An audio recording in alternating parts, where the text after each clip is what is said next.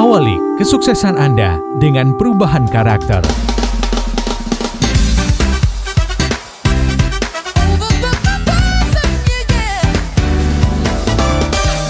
Smart Listener, segera kami hadirkan Smart Character bersama Power Character based on Business Transformation. Power Character bersama Yakub Ezra, Harmoni Ezra, dan tim. Selamat mengikuti.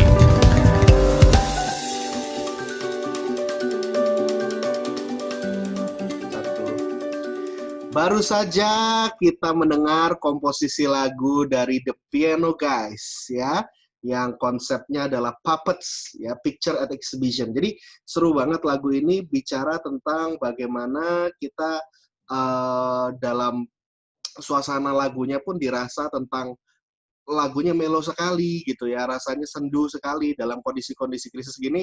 Ternyata kok COVID-19 ini yang kena juga malah semakin banyak gitu. Jadi kita terpaksa negara ini juga mengalami merasa kegalauan dan kekacauan gitu dalam hatinya. Terus ditambah lagi dengan isu-isu para entrepreneur yang semakin hari juga semakin tertekan gitu ya.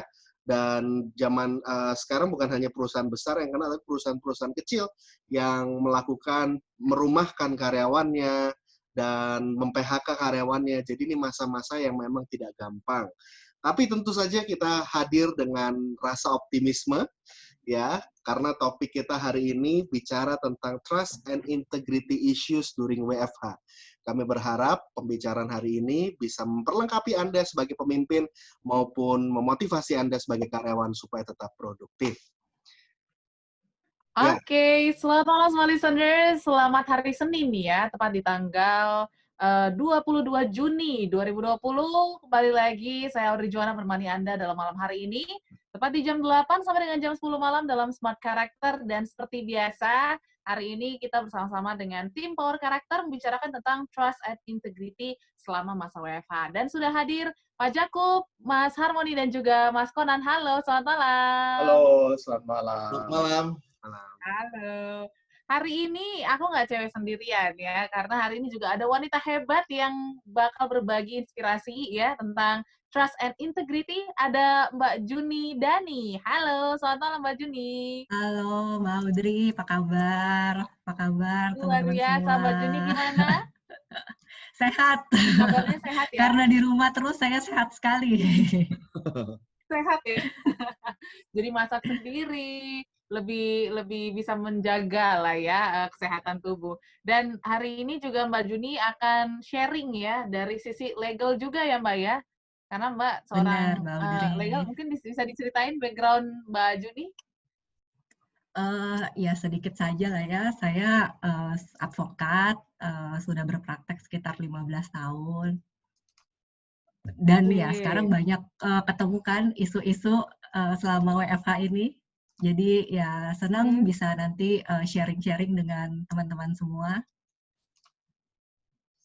Oke, kita akan serap ilmu banyak banget nanti dari Mbak Juni Dani pasti ya.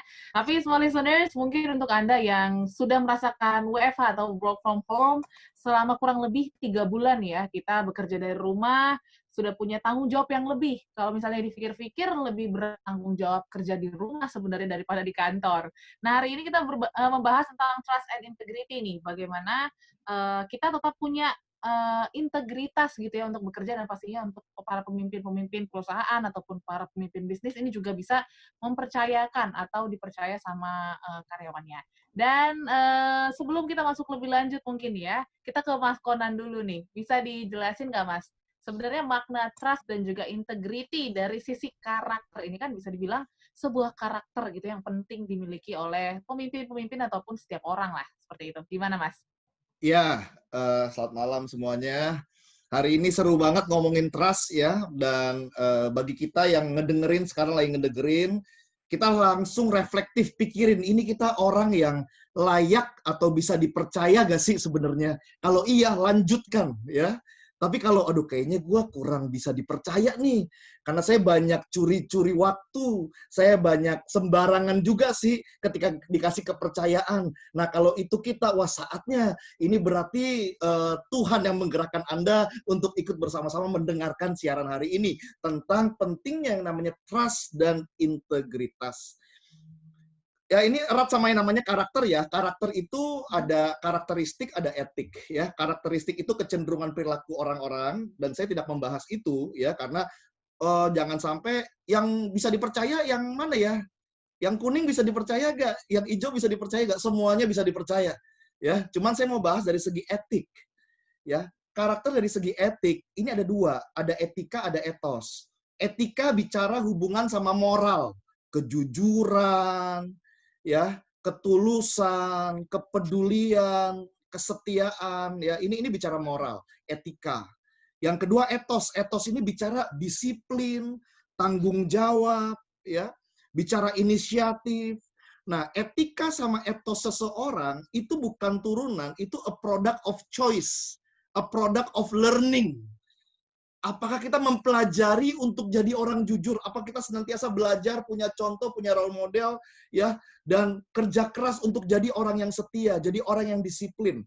Jadi bicara trust, bicara integritas, ini bicara etik. Etik ini ada dua, ya. Yang pertama tadi saya bilang etika kita, moral kita, kejujuran kita. Yang kedua memang etos kita. Kalau moral itu hubungannya sehingga kita jadi orang yang sangat bisa bergaul sama orang. Siapa sih yang nggak mau berteman sama orang jujur, dan siapa sih yang mau temenin orang jujur? Bukan masalah jago ngomong ya, tapi jujur. Jago ngomong kalau nggak jujur juga nggak akan ada yang mau nemenin gitu. Selama belum tahu sih aman. Yang kedua, kalau etos ini bicara kinerja. Ini hubungannya sama mencapai kemampuan yang terbaik. Ya, nah bisa dipercaya atau trust ini sangat berhubungan sama etika kita, moral kita, sama etos kita. Dan ini choice. Ya, bukan, wah saya kayaknya nggak terlahir disiplin. No. It's a product of choice. Kita pilih, kita latih. Ya, sehingga itu sangat bisa diterjemahkan sama skill-skill yang nanti bisa kita bahas. Ya, skill-skill yang dibutuhkan itu sangat bisa dibangun dari etos kita dan etika kita. Itu Mbak Audrey. Oke, jadi ini trust and integrity ini sebuah pilihan untuk kita ya, bukan memang sebuah karakter yang memang lahir di dalam diri seseorang gitu. Mungkin kita punya, tapi bagaimana kita membangun dan juga membuat itu bisa benar-benar terlihat gitu ya untuk orang-orang sekitar kita, seperti itu ya Mas ya? Iya, walaupun Mbak Audrey, setiap kita punya kecenderungan tertentu. Kecenderungan memang kita lebih seneng ngerjain yang sifatnya itu task oriented. Kita lebih seneng yang memang ketemu orang. Nah, tapi semua bisa dipelajari. Tentu ketika kita yang sifatnya people oriented, senangnya ketemu orang, ketika ada hal-hal yang berhubungan sama task oriented, ya kita bisa cenderung lebih lupa. Kalau kita lupa jadi nggak dipercaya kan. Jadi ini dua hal, baik karakteristik dan etik itu harus dikenali dan harus responding, dipelajari gitu. Ya. Oke, dipelajari gitu ya, small listeners. Oke, mungkin itu tadi dari sisi karakter. Nah, kalau misalnya dari sisi psikologi nih, mungkin Mas Harmoni bisa dijelasin lebih lanjut masalah trust dan juga integrity gitu. Silakan Mas. Siap. Jadi saya bahas dari penelitian ya. Saya bahas dari research yang dibahas dari Harvard Business yang penelitinya adalah Nicholas Bloom. Ini menarik sekali penelitiannya karena kita semua terpaksa harus melakukan WFH demi keamanan. Pertanyaan yang mungkin sering dibahas ya adalah produktivitas dalam tim ketika WFH ini meningkat atau menurun sih? Ternyata menurut penelitian yang dikatakan oleh Nicholas Bloom, ternyata produktivitasnya malah ternyata meningkat 13%. Nah, jadi penelitian ini dilakukan selama 99 bulan gitu ya. Dan dia 50-50 di perusahaannya. 50% WFH, 50% kerja di kantor gitu ya. Dan ternyata orang-orang yang kerja di WFH itu mereka diukur produktivitasnya lebih produktif kurang lebih 13% dibandingkan orang-orang yang kerja di kantor. Kok bisa gitu ya? Ternyata menurut penelitiannya begitu diinterview orang-orang yang di WFH, mereka bilang ternyata WFH itu meningkatkan job satisfaction karena ada work-life balance. Saya nggak ada commuter, maksudnya nggak perlu naik akomodasi, naik mobil atau apa, nggak perlu bangun jam 4 pagi atau jam 7 pagi untuk masuk jam 9 pagi gitu ya. Dan ada ruang privacy ya. Bekerja di kantor kadang-kadang malah cenderung mendistraksi kita. Ya, mereka merasa jauh lebih hemat. Bahkan ini penelitian ini menunjukkan bahwa ini menurunkan tingkat turnover yang mungkin banyak sekali perusahaan yang punya isu turnovernya cabut terus gitu ya. Ternyata solusi ini menurunkan tingkat turnover. Dan rata-rata dari mereka malah bekerja lebih dari jam kerja, bahkan mereka mau bekerja di hari libur. Namun penelitian ini juga menegaskan ini doesn't work for everybody. Ini nggak berlaku untuk semua orang. Karena kebebasan tanpa integritas sama dengan kekacauan. Saya ulangi, kebebasan tanpa integritas itu sama dengan kekacauan. Orang-orang yang memang dari awalnya tidak terlatih mengelatih integritasnya, tidak punya kepercayaan, tidak punya disiplin kerja, otomatis mereka semakin selodroh atau sembrono gitu ya dalam menerima kepercayaan kerja di rumah. Oleh sebab itu, pengalaman saya pun sebagai pemimpin yang memang kita semua harus bekerja di WFH, ada orang-orang yang mau untuk saya kontak, bahkan saya cukup kagum malah dengan, ya biasanya kan saya baru keinget kerjaan gitu, kurang lebih jam 12, jam 1 pagi gitu, saya minta tolong dijawab, saya ekspektasinya dijawab besoknya gitu ya. Ternyata masih dibales loh. Jam 1 pagi masih dibales gitu. Saya nggak expect untuk dibales, tapi masih dibales. Tapi ada orang-orang juga yang malah dihubungin susah banget. Sampai saya kasih pulsa 100.000. Saya kasih biaya internet, tapi tetap juga susah dihubungi. Nah, kok bisa ada perbedaan perilaku-perilaku demikian? Dan sudut pandang pembahasan kita hari ini, kita bisa bahas. Kita sebagai pemimpin, bagaimana mengelola timnya supaya menciptakan engagement dan kepercayaan tersebut. Karena kan trust itu kan dibangun gitu. Dan bagaimana engagement, semangat sebagai pemimpin, bagaimana menciptakan rasa kerja yang orang-orang itu walaupun dibayar cuma separuh, bahkan mungkin 25%, tapi kontribusinya tuh kayak full gitu. Nah, itu kan susah ya. Gitu loh. What kind of leadership yang bisa menciptakan karyawan-karyawan yang kerjanya bisa begitu gitu loh. Ya, yang kedua, bagaimana dari sudut pandang karyawan ternyata memupuk integritas dan kedisiplinan itu juga esensi. Ya, itu dari saya. Oke, ternyata penelitiannya luar biasa mengagetkan gitu ya, hasil dari Harvard tadi, bahwa 13% meningkat produktivitas dari karyawan-karyawan ataupun pekerja yang kerja dari rumah atau WFH. Nanti kita akan berbincang lebih lanjut pastinya small listeners, untuk Anda yang masih penasaran mengenai trust dan juga integrity dan bagaimana untuk mengcombine keduanya sehingga bisa meningkatkan produktivitas Anda juga walaupun bekerja dari rumah. Nanti setelah yang satu ini kita akan kembali lagi, tetaplah di Smart Character sampai dengan jam 10 malam.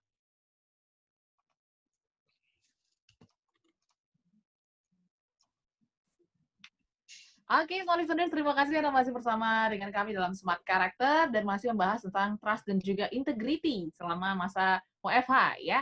Tadi sudah dibahas dari sudut pandang karakter dan juga psikologi. Sebenarnya sepenting apa gitu trust dan juga integrity ini. Tapi mungkin ke Pak Jakub dulu ya, kalau ngomongin trust dan juga integrity, apakah memang harus dua-duanya ini di-combine gitu? Atau boleh nggak sih kita cuma punya trust aja, atau boleh nggak sih kita cuma punya integrity aja gitu Pak Jakub? Silakan. Small listener, tiap hari kita itu berhubungan dengan trust dan integrity. Saya kasih contoh. Kalau kita berhubungan dengan orang-orang sekeliling kita, dan orang-orang sekeliling kita itu tidak bisa kita percayai, itu bahaya sekali. Sebetulnya social distancing itu adalah keyakinan bahwa kalau orang yang berseberangan dengan kita tidak kita pahami, tidak kita kenali, kita harus ada distancing. Tapi kalau saya dengan Harmoni, ya, saya dengan Conan, saya dengan Bu Juni, yang saya tahu bahwa mereka sudah bebas dari COVID ya, dengan Audrey juga, ya nggak apa-apa gitu loh. Cuman kalau pemerintah mengumumkan seperti itu, banyak orang yang punya asumsi atau level intelektual yang kurang kurang paham, maka akan jadi masalah. Ya kan, dikira temanku apa, nggak usah. Nah, saya contoh sehari-hari, saya juga trust sama driver saya masih masuk, ya juga pembantu saya juga masih masuk. Ini contoh yang sehari-hari aja gitu. Trust itu ada 3 level ya, mulai dari belief atau bahasa Indonesianya itu percaya, ya. Trust itu betul-betul yakin, ya. Dan yang ketiga paling tinggi itu faith. Faith itu saya beriman gitu loh. Nah, nggak usah sampai beriman lah ya. Cukup sebetulnya trust itu lebih daripada sekedar percaya. Nah, trust itu juga dipraktekkan ketika kita ada dimasakin di restoran ya, kita juga trust kan, gitu loh. Kita langsung makan kan, kita nggak minta orang nyicipin dulu, gitu loh. Zaman perang di China dan Korea, itu raja-raja kalau mau makan, pakai sumpitnya itu sumpit yang anti racun, yang bisa kelihatan kalau racunnya itu ada, dia langsung sumpitnya berubah warna. Itu kalau Anda makan Korea kan sumpitnya sumpit dari aluminium gitu ya. Nah, begitu juga di Indonesia, beberapa konglomerat itu kalau mau makan itu selalu minta asistennya makan lebih dahulu gitu. Nah, itu masalah issues of trust ya. Tapi kalau kita naik pesawat itu lebih parah lagi. Kita nggak pernah melihat penerbangnya, pilotnya kan. Kita duduk langsung gitu. Ya kan? Jadi sebetulnya setiap hari kita itu berkecimpung dengan belief, trust dan faith. Hanya dengan Tuhan kita beriman, ya. Sedangkan integrity juga tiap hari kita berkecimpung dengan yang namanya kejujuran, ya. Jangankan WFH, sebelum WFH kalau kita nggak jujur itu sangat bisa, saudara. Ya, kalau orang itu dari kecil memang sudah melihat kebohongan, misalnya dari orang tuanya dari kecil bilang papa nggak ada gitu ya, itu sudah kacau, pikiran anak itu kacau gitu loh. Antara bohong dan bohong kecil, bohong besar, ya itu jadi isu yang berkecamuk di otak sang anak gitu. Jadi menurut saya bicara integrity itu sangat dekat dengan parenting ya. Parenting itu pola asuh bagaimana orang tua menanamkan kejujuran pada diri sendiri, itu level yang paling dasar. Kedua, kejujuran kepada sesama. Yang ketiga, kejujuran kepada Tuhan. Ya, kalau kita belum bisa jujur dengan diri sendiri, ya susah sekali kita jujur sama orang lain. Apalagi sama Tuhan yang tidak kelihatan. Ya. Jadi saya pada awal ini ingin membahas dan menggarisbawahi bahwa kalau nanti Bu Yuni akan masuk di dalam isu WFH, itu bukanlah hal yang yang luar biasa harus mati-matian kita usahakan, enggak. Ada latar belakang dari bos yang memang kalau memang dia sudah biasa nggak percaya sama orang, walaupun nggak WFH aja nggak percaya dia. Dia di rumah selalu ngontrol, iya kan? Gitu loh. Sedangkan kalau karyawan itu sendiri sebelum WFH dia sudah bisa berintegritas, dia nggak ada bosnya. Setahu saya seperti Bu Juni sendiri kantor jam 9, jam 8 dia sudah di kantor. Saya tahu direktur saya Bu Irma itu karena rumahnya jauh, kantor jam 9, dia jam 7 sudah di kantor. Dia makan pagi di kantor, dia menyiapkan apa-apa di kantor. Jam 9 sudah start kerja gitu. Nah, saudara, ini bicara mengenai pola asuh, bicara mengenai pengalaman masa lalu yang nanti Harmoni akan mengeksplorasi dari sudut pandang psikologi lebih dalam lagi. Ya, ini tidak bisa lepas daripada circadian system atau kebiasaan-kebiasaan yang sudah terjadi di dalam hidup kita. Karena bicara mengenai integrity adalah accurate action. Accurate action artinya ya tindakan yang tepat pada waktu yang tepat pada orang yang tepat dan dilakukan secara konsisten. Dan itu tidak mudah. Itu sebabnya saya bersama tim Power Character mengundang Bu Juni Dani, seorang advokat yang senior, udah 15 tahun lebih beliau. menangani banyak kasus dan perkara, dan khususnya perkara di hubungan industrial. Ya, beliau nanti bisa ceritakan bagaimana trust issues dan integrity issues ini tidak bisa disatukan gitu dari sudut pandang yang berbeda antara business owner dan karyawan. Dan semoga pada akhirnya Audrey dan Smart Listener kita bisa menemukan titik temu di sesi terakhir nanti, ya. Bagaimana business owner itu atau atasan bisa mempercayai karyawan yang bekerja di rumah, itu harapannya, dan karyawan yang dipercayai itu bisa tetap produktif walaupun bekerja di rumah. Oke, seperti itu ya dari Pak Jakub. Wow, luar biasa ya. Ternyata ini berkaitan juga sama circadian system yang pastinya kita rasakan setiap hari ya. Tapi sebelum kita lebih jauh, mungkin kita ke Mbak Juni dulu nih ya. Dari sisi legal, seperti apa nih Mbak? Trust dan juga integrity issue nih yang sekarang pastinya banyak banget dirasain para pelaku bisnis, pimpinan, dan juga karyawan, khususnya di situasi WFH ini. Silakan, Mbak. Oke, makasih Mbak Audrey. Jadi memang ya isu kerja dari rumah ini kan sudah mulai dari sejak awal April ya. Berarti udah kurang lebih 3 bulan, dimulai dari kalau nggak salah tanggal 10 April ya, Presiden kita secara resmi menetapkan si COVID-19 ini sebagai bencana nasional. Nah, dari situ kemudian mulailah pembatasan sosial berskala besar atau PSBB itu diberlakukan di berbagai wilayah. Dari Jakarta juga sudah mulai di awal April, kemudian dikeluarkan juga peraturan-peraturan, salah satunya peraturan gubernur DKI, di mana memang dari pemerintah itu meminta para pelaku usaha untuk membatasi sampai dengan menghentikan sementara semua aktivitas kerja di tempat kerja atau di kantor. Nah, memang ada pengecualian di beberapa sektor usaha tertentu yang berkaitan dengan hajat hidup orang banyak ya, sama yang berkaitan dengan kesehatan. Nah, dari pelaku usaha itu diwajibkan untuk mengganti aktivitas bekerja di tempat kerjanya dengan aktivitas bekerja di rumah atau di tempat tinggal. Nah, selama berlakunya WFH itu ya, kita kan sekarang jadi istilah work from home itu tiba-tiba ngetop ya, kerja remote. Kalau dulu mungkin nggak terlalu familiar dengan istilah work from home. Work from home ini memang bisa diterapkan di beberapa jenis pekerjaan tertentu. Contohnya itu pekerjaan-pekerjaan white collar, di mana itu bisa dilakukan dari rumah. Tapi kalau kerjaan-kerjaannya itu yang sifatnya kerja fisik ya atau blue collar gitu, memang agak sulit untuk dikerjakan dari rumah. Contohnya nih, Mbak Audrey, resepsionis. Resepsionis gimana kerja dari rumah gitu kan? Atau office boy gitu. Office boy ngerjain pekerjaannya dari mana? Dari rumah, dia kerjaannya bersihin rumah sendiri dong. Ya.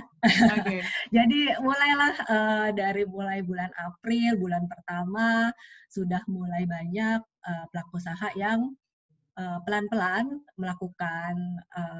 memberlakukan shift di kantornya itu, sebagian masuk kantor, sebagian bekerja dari rumah. Kemudian di bulan-bulan berikutnya juga ada yang menerapkan pemaksaan ya, bukan pemaksaan sih sebenarnya, pemberlakuan cuti ya, cuti berbayar. Jadi dihimbau untuk mengambil cuti yang masih ada cutinya sampai pada akhirnya cuti yang unpaid leave namanya.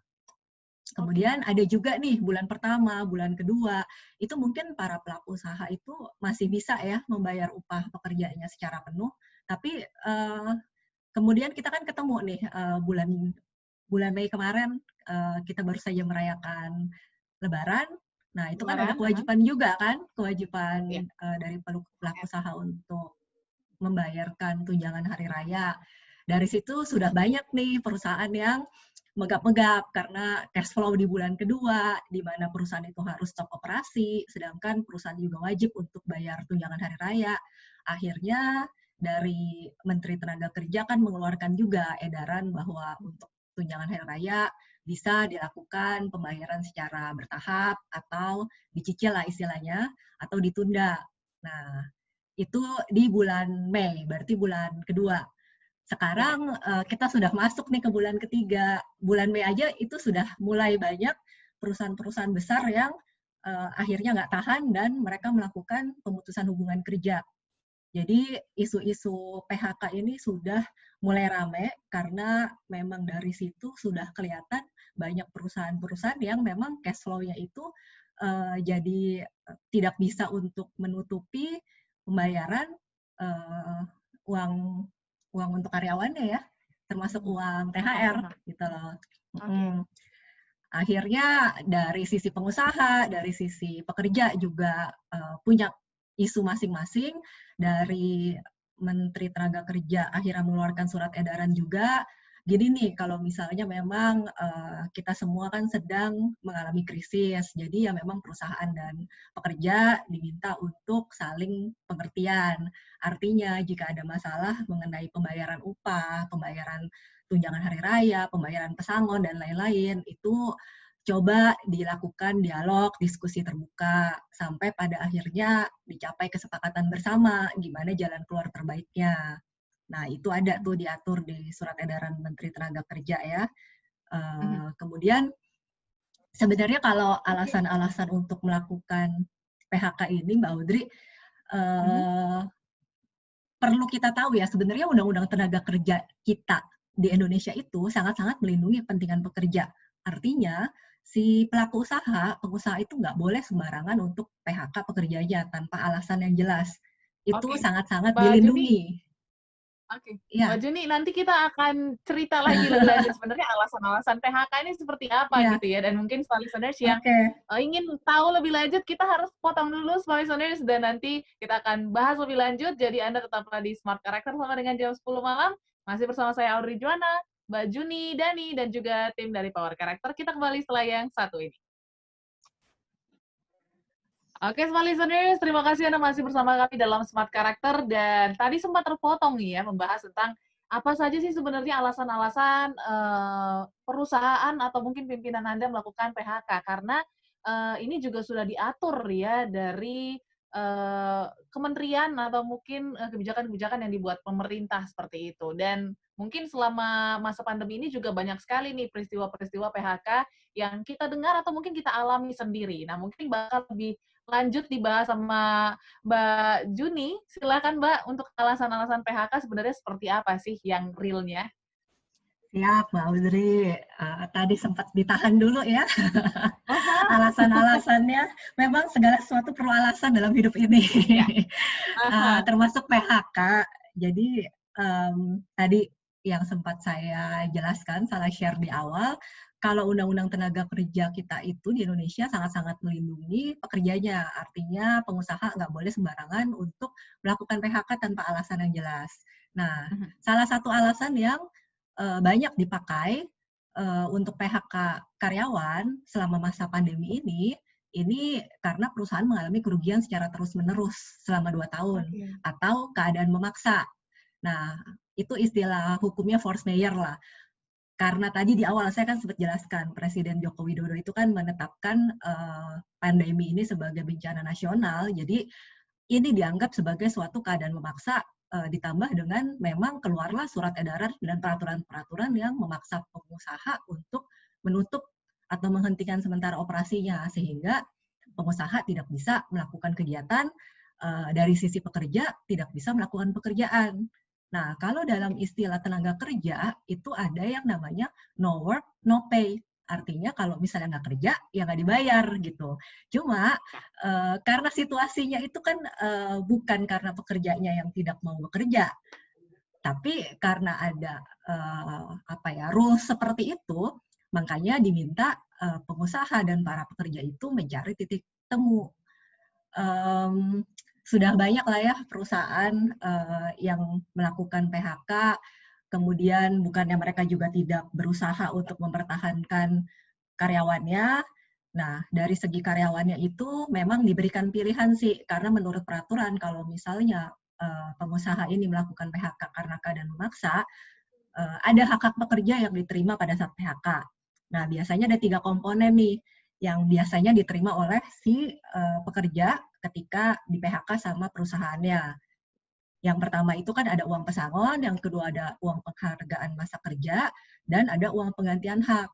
Nah, kalau si pekerja ini di PHK karena alasan keadaan memaksa ini, si pekerja ini berhak atas 1 kali uang pesangon sesuai masa kerjanya, kemudian 1 kali uang penghargaan masa kerja, juga sesuai dengan masa kerjanya si pekerja, dan uang penggantian hak. Uang penggantian hak ini kurang lebih seperti cuti yang belum diambil, uang transportasi untuk dikembalikan ke daerahnya, untuk pekerja yang misalnya ditempatkan di luar kota gitu.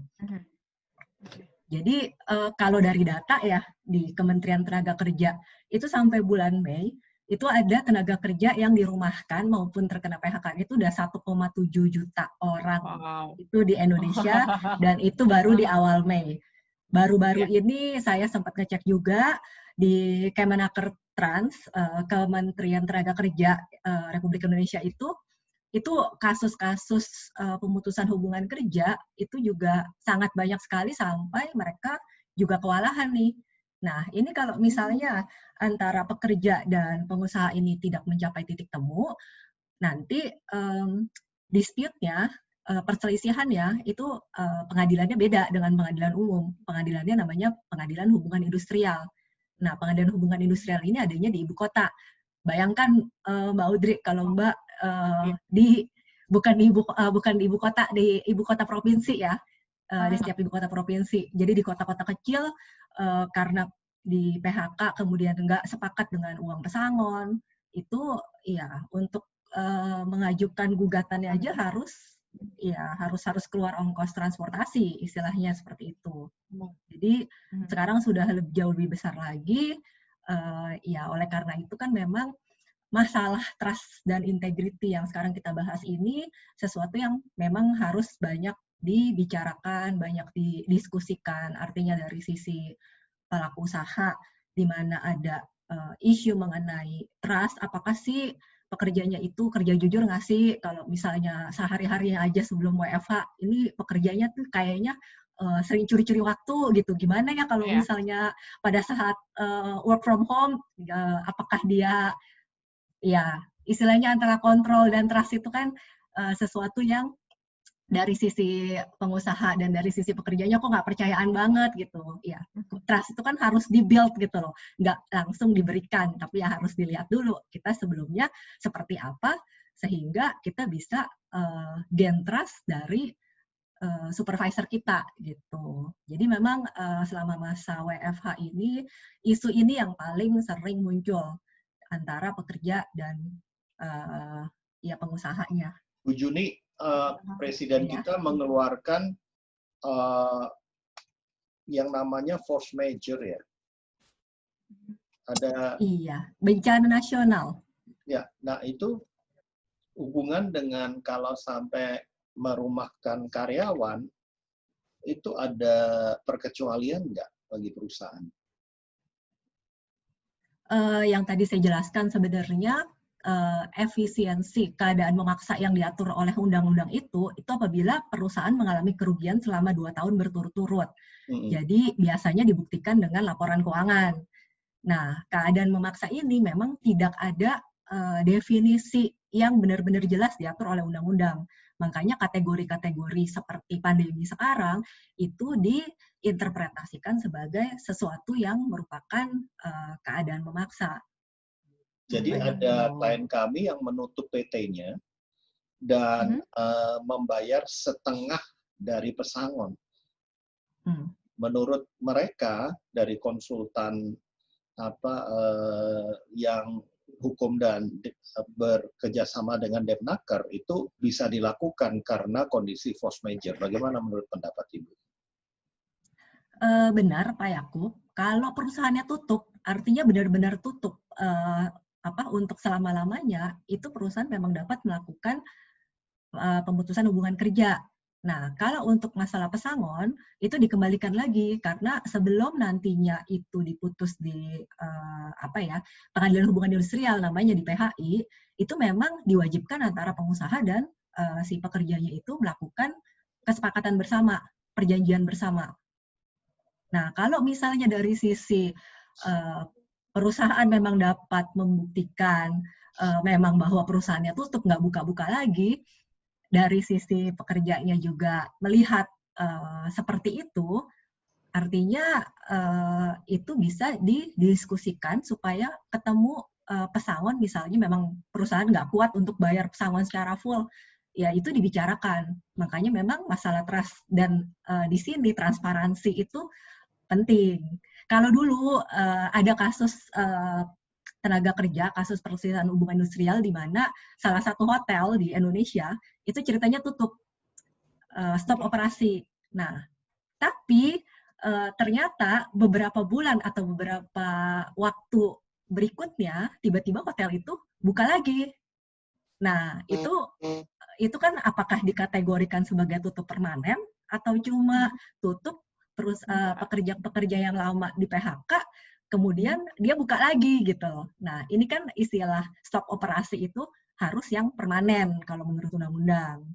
Gitu, Pak. Jadi istilah force majeure itu tidak memberikan kelonggaran kepada perusahaan untuk memberikan ini ya tanggung jawab pesangon dan lain sebagainya, tidak ya? Tidak, secara hukum perusahaan itu ya kalau misalnya melakukan PHK secara sepihak harus tetap memberikan hak-hak kepada pekerjanya. Masalah nilainya itu nanti bisa didiskusikan, didialogkan melalui perundingan. Nah, namanya itu perundingan bipartit dan itu diwajibkan oleh peraturan.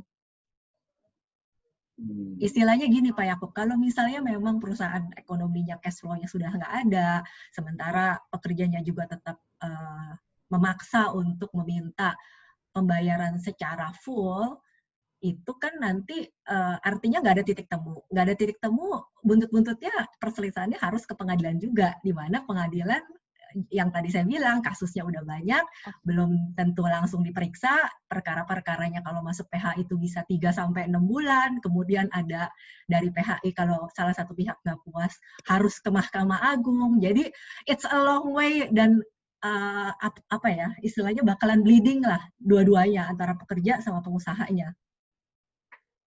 You will spend dollars for instead of ya, maksudnya Dan ya kamu keluarin di uang. PHI pengetahuan Bu Juni sekarang udah antri belasan ribu ya Bu ya? Wah, banyak sekali kali Pak, saya nggak punya datanya, mungkin yang punya juga masing-masing PHI, karena PHI-nya kan nggak cuma di Jakarta, ada di setiap ibu kota provinsi, dan itu kan nggak decentralized, artinya ya kalau mau tahu benar-benar ya harus ngecek satu-satu, datengin ke Jadi saran Bu Juni lebih baik melakukan negosiasi antar owner sama pekerja, mungkin difasilitasi sama Depnaker begitu ya Bu? Sebelum sampai ke Depnaker, wajib hukumnya Pak Yakub kalau di ketenaga kerjaan itu untuk melakukan perundingan antara pekerja dan pengusaha, perundingan bipartit. Kalau nggak ketemu, baru ke dinas tenaga kerja. Kalau dinas tenaga kerja itu nanti dimediasi. Kalau nggak ketemu juga, baru ke pengadilan.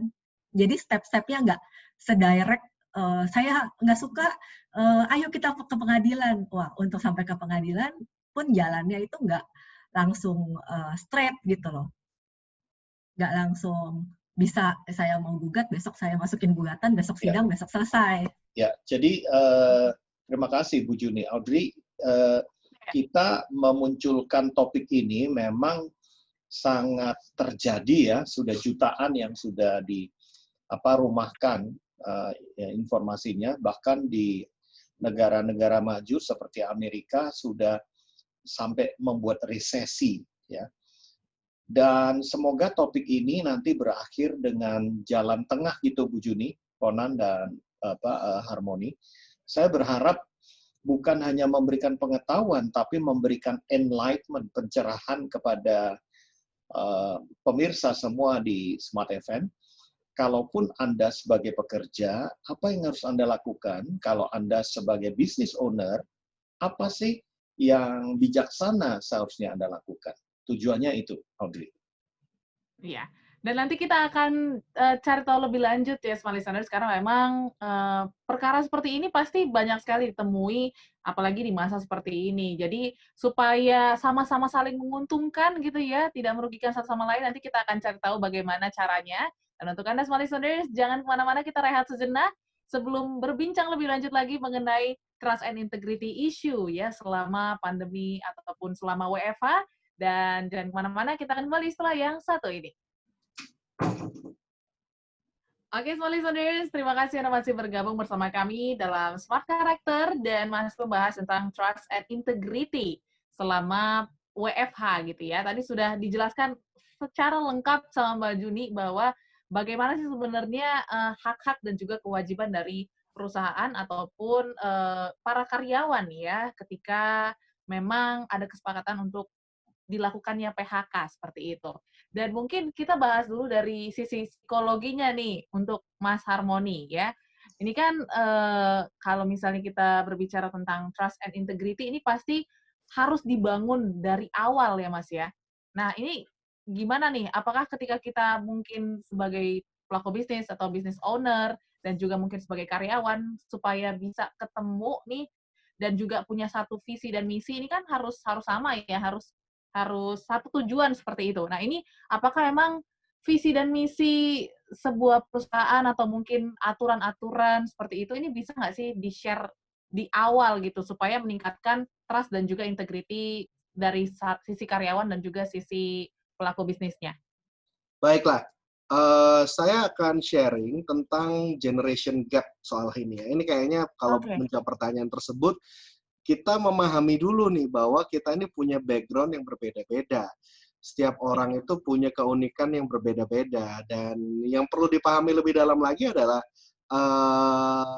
bos itu yang sekarang rata-rata CEO itu kemungkinan besar baby boomers gitu, atau Gen X lah kalau paling muda gitu ya. Jarang sekali yang milenial menjadi CEO gitu ya. Rata-rata yang CEO sekarang, rata-rata yang menjadi karyawan sekarang ya rata-rata generasi milenial gitu. Dan atau enggak Gen X gitu. Gen Z juga belum lah, masih sekolah malah gitu rata-rata. Ya, gitu. Jadi berbicara soal hal ini tentu saja ngomongin mentalitas ya. Mentalitas dari baby boomers, mungkin saya cerita dulu sejarahnya. Kalau kenapa sih disebut sebagai generasi baby boomers yang lahir 1946 sampai 1964 itu kurang lebih ya. Mereka itu generasi yang lahir zaman perang. Dan kurang lebih waktu zaman perang itu kan banyak yang meninggal sehingga makanya disebut baby boomers, mereka melakukan beramai-ramai bikin anak banyak-banyak gitu. Jadi terjadilah ledakan populasi. Yang bikin bayi itu banyak, makanya sekali punya anak kalau misalkan orang tua kita kemungkinan 12 gitu.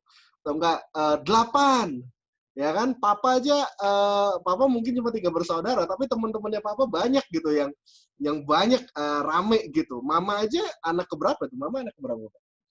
9. Mama anak ke-9 gitu. Jadi memang dulu program KB belum ada gitu, dan akibatnya karena terjadi ledakan populasi, yang terjadi adalah pekerjaan tuh jadi susah gitu. Lapangan pekerjaan pun juga jadi langka. Karena akhirnya, waduh, semua orang susah cari kerja, akhirnya mental mereka terbentuk. Pokoknya kerja keras yang penting bisa makan. Yang penting bisa survive. Jadi survival mindset-nya itu bagus gitu. Sehingga mentalitas mereka tuh lebih tangguh. Ya, saya pernah interview orang yang generasi baby boomers, mereka gali kuburan orang, curi gigi-gigi orang mati, terus dijual menjadi gigi palsu gitu demi dapat uang gitu. Separah itu miskinnya, separah itu survival mindset-nya. Jadi tentu saja dibandingkan generasi milenial sekarang yang masuk di ranah kerja, tentu beda banget lah mentalnya gitu ya. Yang mereka mental orang-orang yang work smart, pengen kerjanya praktis. Begitu WFH, rata-rata mereka juga happy juga work-life balance gitu kan. Dan menurut penelitian, milenial tidak cari uang saja. Mereka bekerja pengen ada passion-nya, bekerja pengen ada vision-nya. Ya, kalau orang baby boomers melihatnya nih generasi bawel gitu ya. Jadi nggak gampang memang untuk menemukan titik temu antara pemimpin dan timnya sekarang gitu. Nah, tapi makanya begitu masa WFH gini, banyak sekali statement-statement yang mengatakan begini, managers resisting these findings because it's harder to feel in control of remote workers. Penelitian yang tadi saya sampaikan tentang Nicholas Bloom menyatakan bahwa memang para managers merasa nggak senang gitu dengan penelitian ini karena mereka merasa tidak feel in control dengan WFH, dengan remote workers gitu. Yang mengakibatkan jadinya WFH tetap dijalankan, tapi mereka harus gini, absen. Jam 9 harus absen pakai Zoom, gitu. Ayo ngomong, gitu. Oke. Gitu. Semuanya harus nyalain video, gitu kan. Dan ya nggak salah juga, terus mereka pakai aplikasi-aplikasi dan lain sebagainya. Cuman sebetulnya ini nggak salah juga diperlakukan demikian. Cuman orang-orang yang semakin mengontrol gitu ya, justru rata-rata merasa dikekang gitu. Karyawan yang merasa dikontrol terus menerus, mereka menyatakan mereka merasa tidak dipercaya, mereka merasa tidak dipercaya, mereka merasa tidak dibangun, mereka merasa kayak ini buat apa sih begini gitu. Tapi nggak bisa dipungkiri tadi Bu Juni juga bilang ada pekerjaan-pekerjaan yang memang harus terjun ke lapangan, nggak bisa cuman kerja di rumah. Nah ini yang memang challenge ya, tantangan yang memang perlu kita hadapi, bahwa menyadari perbedaan pekerjaan-pekerjaan yang cocok sesuai dengan WFH itu juga perlu ditentukan.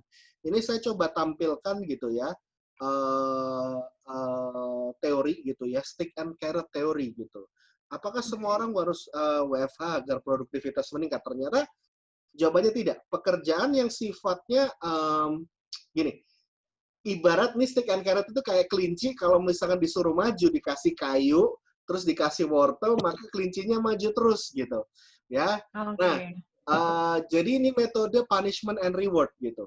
Metode kepemimpinan model seperti ini efektif untuk orang-orang yang pekerjaannya sifatnya monoton, yang sifatnya tidak terlalu banyak pakai otak untuk mengerjakannya, yang memang pekerjaannya harus diawasi, seperti pekerjaan pabrik atau enggak pekerjaan kayak sesuatu yang nggak terlalu mikir lah gitu, numpukin buku lah, bungkusin, nutupin botol atau lain sebagainya gitu ya.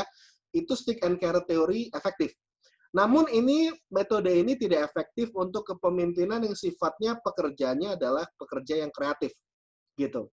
Nah, kita bisa sadarkan bahwa milenial ini mereka kreatif. Justru kalau pakai metode ini yang dipaksa harus absen setiap jam, share location setiap jam, itu bikin mereka tambah stres gitu. Nah, mungkin ini saya sharing sedikit lah ya. Ini menurut penelitian gitu ya. Industri yang cocok dengan bekerja di rumah itu yang mana? Nah, ini bagi Anda yang mungkin nonton di YouTube, Anda bisa screen capture gitu ya. Ini saya ambil datanya. Nah, tapi kalau misalkan Anda yang mendengar melalui radio, bisa kunjungi webnya. Cuman ya kurang lebih ini saya tampilkan pekerjaan-pekerjaan yang sifatnya edukasi.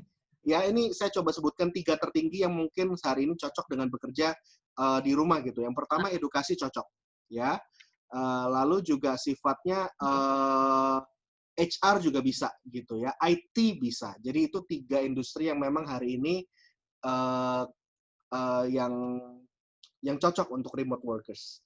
Ya mungkin itu sharing sedikit dari saya. Semoga bermanfaat. Nanti saya akan bahas juga tentang kepemimpinan yang tepat sebetulnya seperti apa sih untuk meningkatkan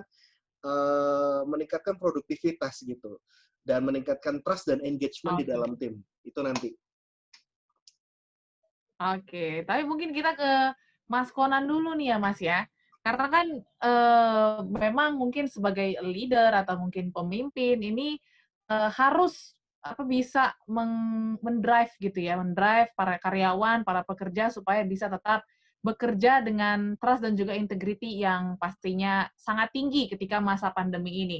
Nah, kira-kira untuk meningkatkan itu diperlukan nggak sih Mas pendekatan yang sangat kuat gitu? Secara kan ini masa WFH mungkin kita nggak bisa ketemu secara tatap muka, secara mungkin meeting kita juga harus via Zoom gitu. Jadi semua tuh serba jarak jauh dan bisa nggak sih kita meningkatkan bonding atau engagement antara pelaku bisnis dan juga karyawan di tengah semua yang serba virtual ini?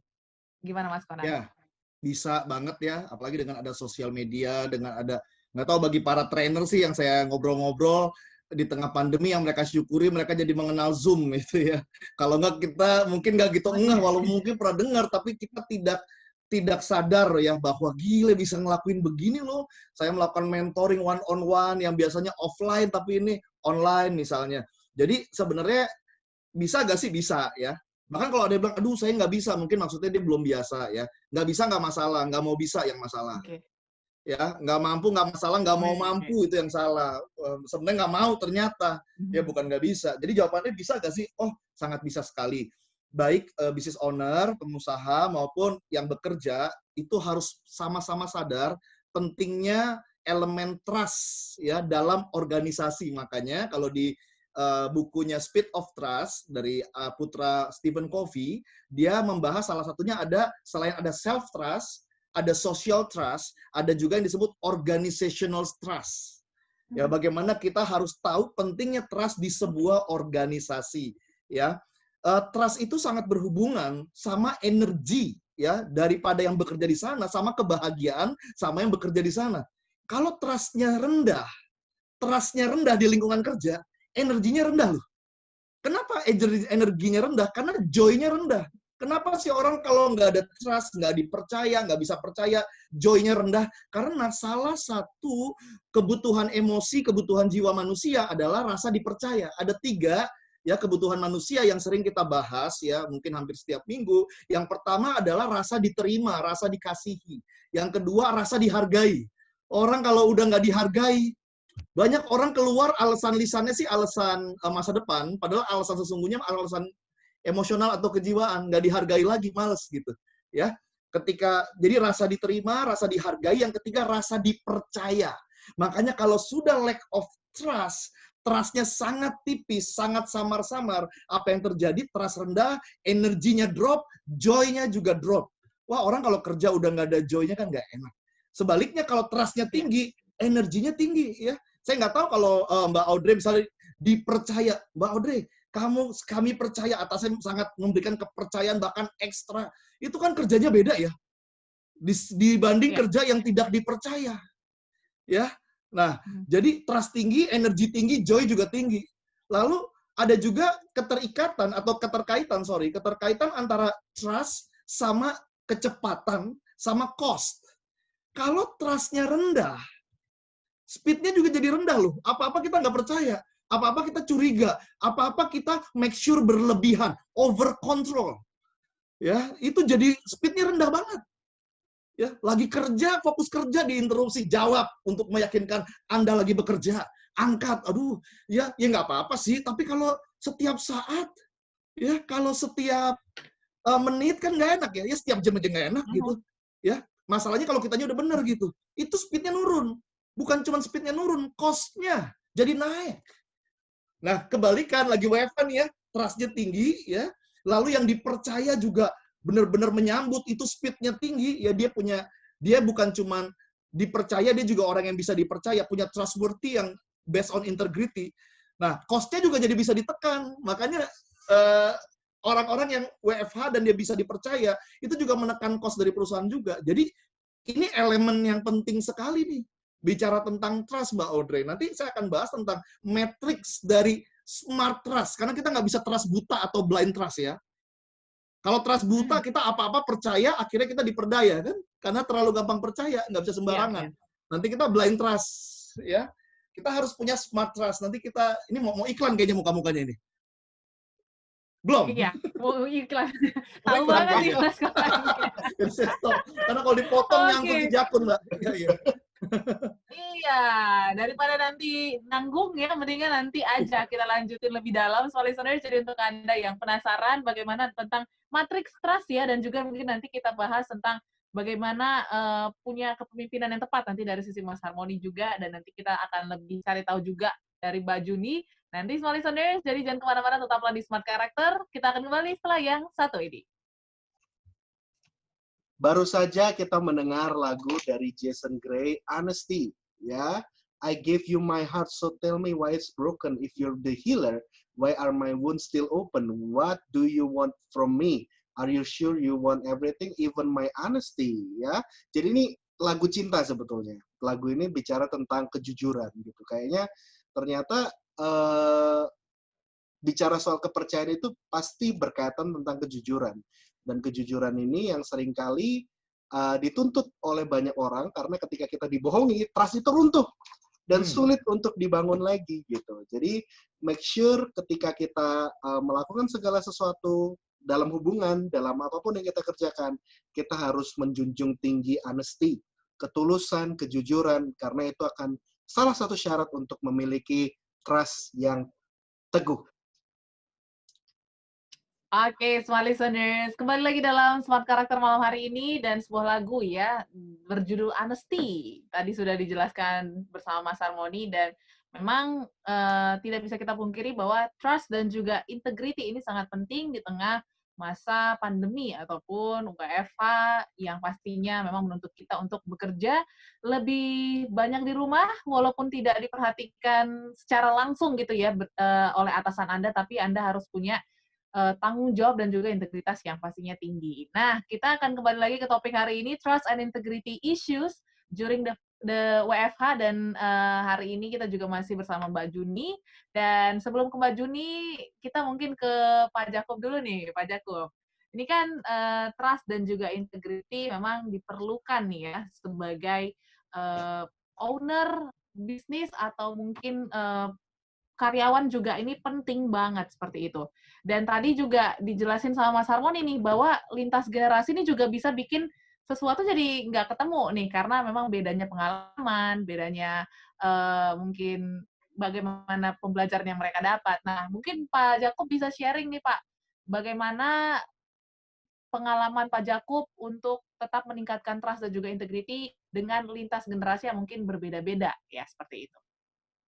Small listener, Audrey, dan rekan-rekan sekalian, saya menampilkan topik ini tidak main-main karena pasti didengar oleh karyawan saya juga, pasti didengar oleh klien saya juga. Ya, jadi ketika saya sendiri sudah tahu bagaimana caranya, maka saya ingin sharing kepada Anda. Ya. Saya sudah menemukan 3 jembatan antara trust dan integrity. Dan ini sudah saya lakukan di perusahaan saya, di Power Character.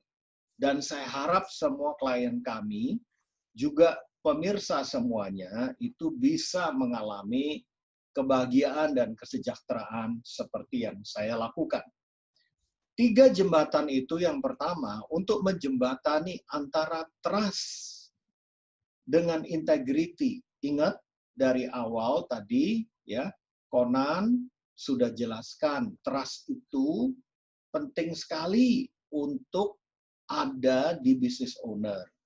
Bu Juni juga menjelaskan integrity itu penting sekali ada di karyawan.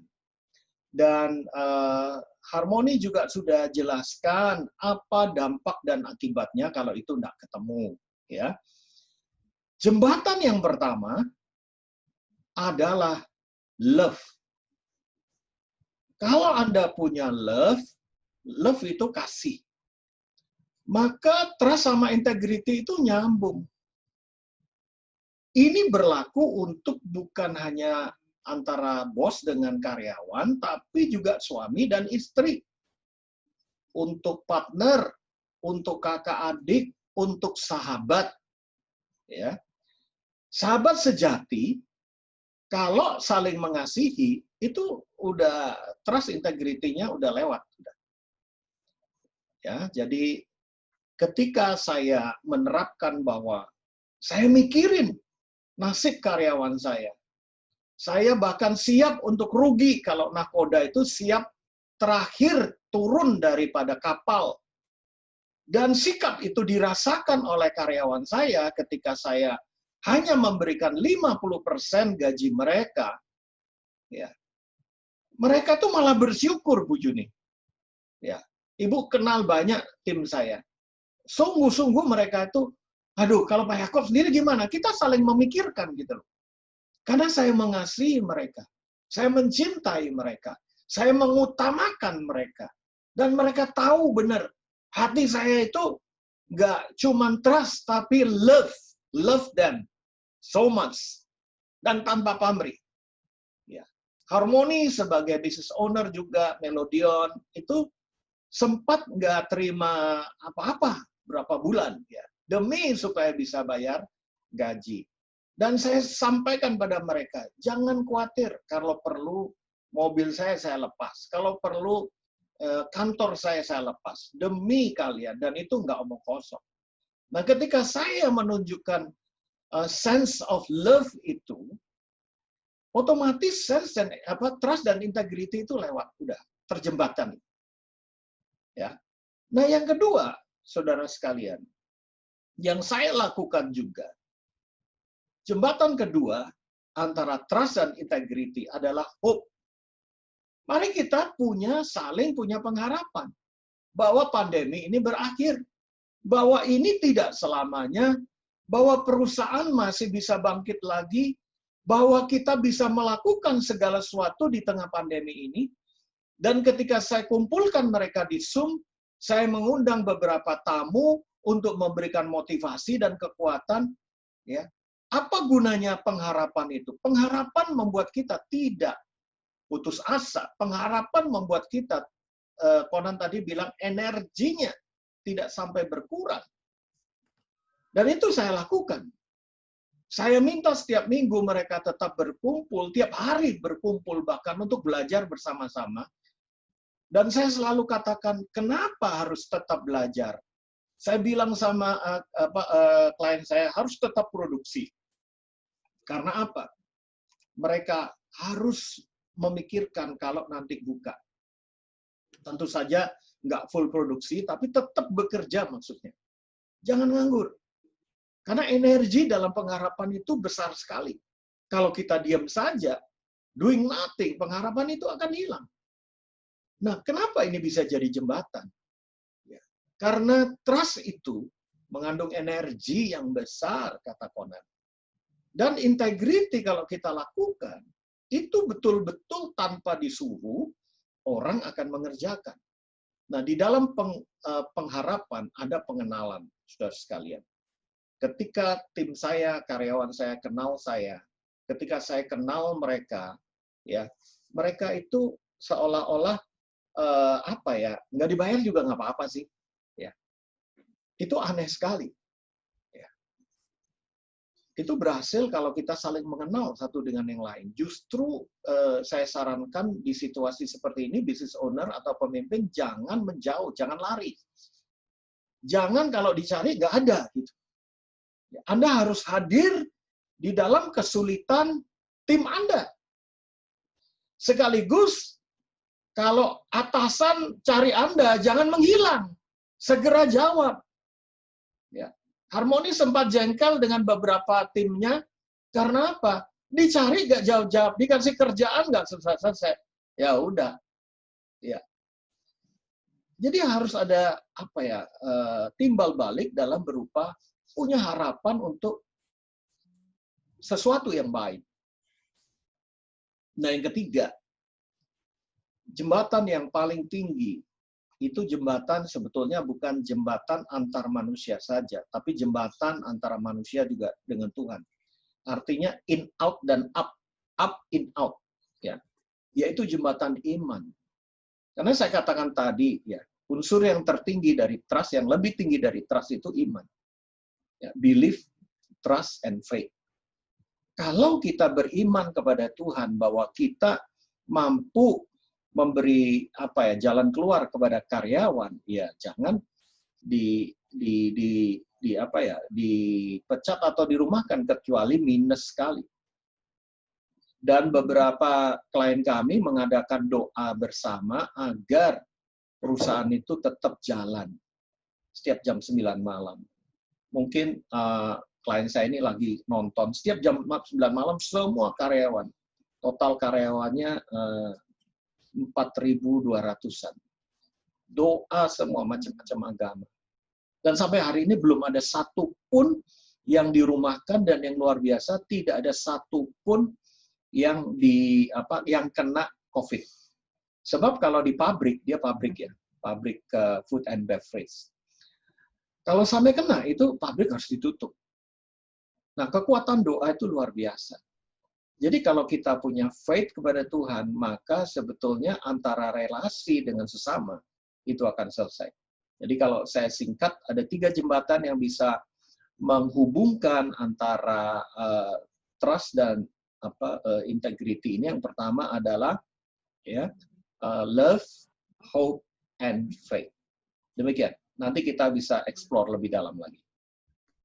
Oke, ternyata love, hope, dan juga faith ini diperlukan sekali smart listeners untuk membangun trust dan juga integrity baik di perusahaan Anda atau di bisnis Anda dan juga mungkin di kehidupan sehari-hari ya. Dan sebelum kita berbincang lebih lanjut mengenai trust dan juga integrity issue, kita mau baca dulu atau analisa tanda tangan yang sudah Anda kirimkan minggu lalu. Terima kasih banyak untuk Anda yang sudah mengirimkan dan untuk Anda yang ingin dianalisa tanda tangannya minggu depan, silakan kirimkan di 0812 11 12 959 dengan tanda tangan di sebuah kertas putih ya, dengan tinta hitam ataupun biru dan tuliskan nama Anda di bawah tanda tangan Anda. Dan langsung saja kita analisa dulu tanda tangan pertama ya. Mungkin dari Mas Harmoni silakan tanda tangan pertama. Baik, saya baca punya Agus ya. Agus, ya ini Oke, menarik sekali nih. Dari tanda tangannya, ya oke, saya mungkin disclaimer dulu ya. Yang dianalisa itu apa sih kalau tanda tangan ya? Bukannya tidak jujur atau tidak punya integritas, tidak. Tapi hal-hal apa yang men-trigger kita supaya tidak integritas, gitu. Nah, itu bisa ya. Nah, jadi kalau saya melihat dari Agus ini orangnya prinsipnya kuat, ya, tekun. Anda itu orangnya lurus-lurus saja gitu. Kalau misalkan Anda punya janji gitu ya, Anda berusaha selalu menepatinya. Anda orang yang kritis, observant, ya. Anda orang yang analitis, rapi, terstruktur gitu ya. Anda juga orangnya ini logis, perlu data dan fakta untuk mengambil keputusan. Namun titik kritisnya adalah cenderung hati-hati, cenderung perfeksionis ya, jadinya kaku. Nah, berkaitan tentang topik hari ini, hal-hal yang mungkin saya bisa kasih notes, hal-hal yang mungkin bisa membuat Anda disintegritas adalah opposite action ya. Jadi karena mungkin Anda ini orangnya sangat menghargai prinsip gitu ya, sangat menghargai janji. Ketika orang tidak menghargai janji gitu ya sama Anda gitu ya, Anda bisa jadi kayak delayed gitu. Anda mungkin bisa tajam perkataannya, perilakunya, bahkan mungkin bisa opposite action sama mereka. Jadi kayak dicuekin lah, di blok gitu loh. Jadi nggak bisa mempercayai lagi gitu. Dan bahkan mungkin ada kecenderungan sulit memaafkan ya. Jadi itu mungkin note dari saya. Hati-hati overthinking, hati-hati kebablas gitu ya. Kepahitannya. Jadi di make sure kita punya hati yang damai gitu. Oke, itu untuk Mas Agus ya yang ada di Yogyakarta. Terima kasih banyak untuk Anda yang sudah mengirimkan dan kami tunggu lagi tanda tangan Anda di hari ini supaya minggu depan kita akan bacakan dan juga analisa sesuai dengan tema yang kita angkat pastinya minggu depan ya. Dan Smart Listeners, kita harus rehat sejenak dulu sebelum kita berbincang lebih lanjut lagi. Mungkin setelah ini kita akan bahas mengenai cara negosiasi yang baik dan tepat mungkin ya. Nanti pastinya masih dalam Smart Karakter, jadi Anda jangan kemana-mana, tetaplah bersama kami sampai dengan jam 10 malam.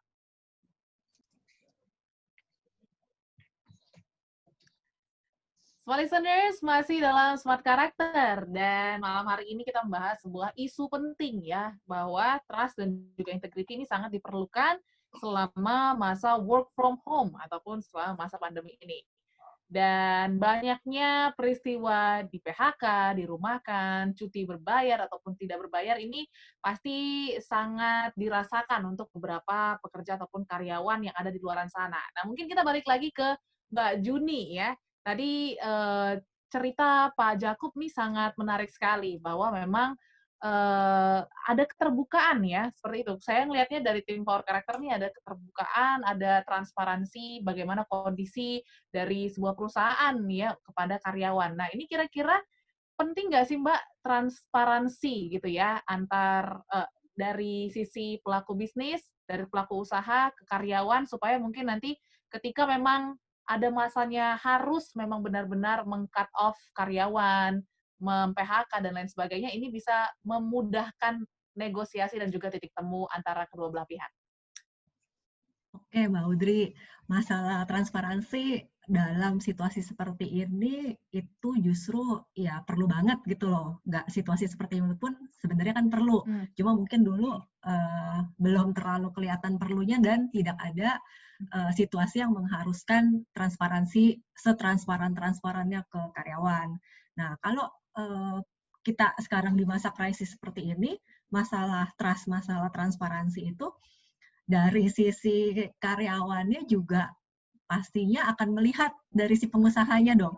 Tadi kan Pak Yakub juga sempat cerita kalau dari sisi pengusaha sudah kelihatan nih business owner-nya juga misalnya nih tidak ambil gaji, gajinya mereka juga dipotong 50% sama-sama gitu loh. Artinya karyawannya nanti dipotong gaji 50%, tapi business owner-nya tetap aja gayanya seperti tidak ada krisis gitu, itu kan juga akan kelihatan kan. Artinya itu semuanya gimana mau negosiasi, saya perusahaan nggak punya uang untuk bayar gaji kamu lagi, tapi si business owner-nya ini gaya hidupnya ya kayak nggak ada krisis gitu loh, kayak nggak ada krisis. Nah dari situ kan itu namanya bukan langkah awal untuk melakukan negosiasi. Balik lagi dihubungkan sama trust-nya. Kalau dari sisi business owner juga udah transparan, melihat, memperlihatkan keadaan cash flow perusahaan, nggak sampai segimananya, tapi itu kan dari attitude ya. Dari attitude itu kelihatan semua gitu. Trust itu nggak sesuatu yang tiba-tiba, tapi kan mesti dibangun gitu.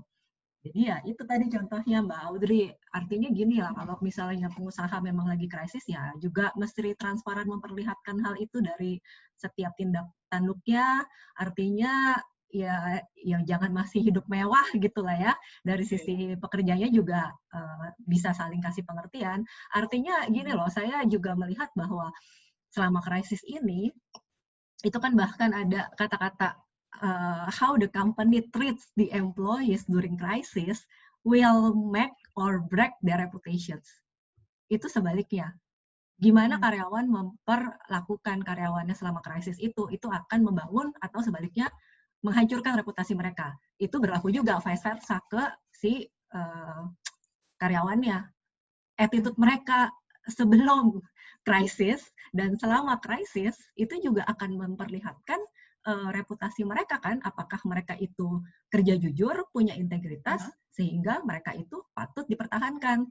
Kalau Mbak Audrey jadi pengusaha lah, Mbak akan ketika cut off itu kan pasti akan cut off-nya mempertahankan orang-orang yang punya integritas kan. Jadi orang-orang yang udah nggak punya integritas, yang kalau kerja aja udah nggak jujur, malas-malesan, itu pasti udah jadi ya ring paling depan yang akan di cut off gitu. Jadi ya untuk negosiasi ya pesannya sih ya kita kalau mau negosiasi itu carinya yang win-win, jangan yang win-lose, jangan sampai ada satu kalah, satunya mau menang. Ya harus dengan mindset ya di mana di situasi krisis yang sekarang sama-sama saling paham sehingga nanti negosiasinya win-win. Dua-duanya sama-sama menang, bukan dua-duanya sama-sama kalah juga sih, karena di situasi seperti ini ya kita nggak ada kalau bisa ya jangan sampai ada yang kalah gitu ya. Iya. Gitu, Mbak Audrey. Oke, jadi diusahakan untuk bisa menemukan titik temu yang win-win solution dan pastinya dibutuhkan pengertian antara kedua belah pihak seperti itu ya, Pak ya. Oke, dan mungkin kita ke tanda tangan dulu ya. Kita akan menganalisa tanda tangan dari Bapak Surya yang ada di Bekasi. Untuk Mas Konan, silakan Mas Konan. Halo Pak Surya, terima kasih sudah kirim tanda tangan ya minggu lalu sehingga bisa dianalisa hari ini. Dari guratannya Pak Surya ini tipikal orang yang friendly ya, kayaknya enak nih berteman sama Pak Surya, orangnya hangat, menyenangkan ya, pendengar yang baik juga ya, tapi orangnya juga suka ngomong juga. Orangnya nggak suka hal-hal yang ribet ya, pengen segala sesuatu tuh yang praktis-praktis aja lah. Ya jangan terlalu yang ribet. Lalu orangnya juga salah satu kelebihan Bapak juga, Bapak tuh punya kepekaan terhadap kebutuhan orang lain, jadi perhatian. Ya, jadi kalau Bapak jadi leader, ini leader yang punya empati, ini leader yang care sama orang, jadi leader yang mengayomi lah seperti itu. Titik kritisnya cenderung nggak enakan, sungkan, ya, sungkan, nggak enakan, jadi akhirnya mengambil keputusan tuh emang harus mikirin orang sih, ya, tapi takutnya jadi nggak asertif. Asertif artinya nggak ada keputusan berani yang diambil gitu, ya. Nah, kalau terkait topik hari ini integritas itu outputnya salah satu kan integritas itu bukan cuma sekedar jujur, tapi juga orang berintegritas pasti dia punya loyalitas. Nah, Anda bagus dalam loyalitas, ya, orang itu setia. Tapi yang kedua, orang yang berintegritas salah satunya adalah pekerjaannya pasti totalitas. Karena kalau integritas tanpa totalitas ya aneh ya.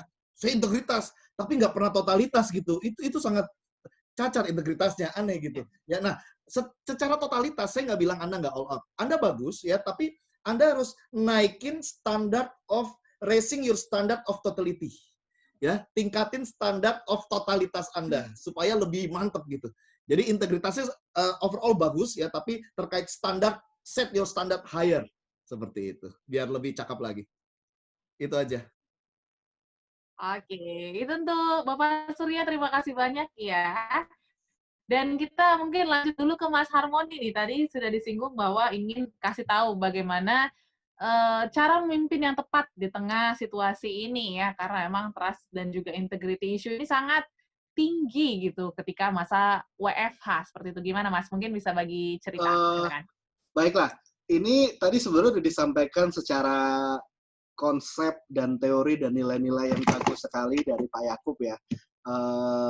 Itu esensial sekali sih, betul, bahwa kita mesti transparan gitu, kayak saya punya tim yang betul-betul mungkin saya bayarnya nggak 100%, tapi mereka tetap bisa jawab jam 1 pagi gitu. Kemarin malah jawabnya jam 3 pagi gitu.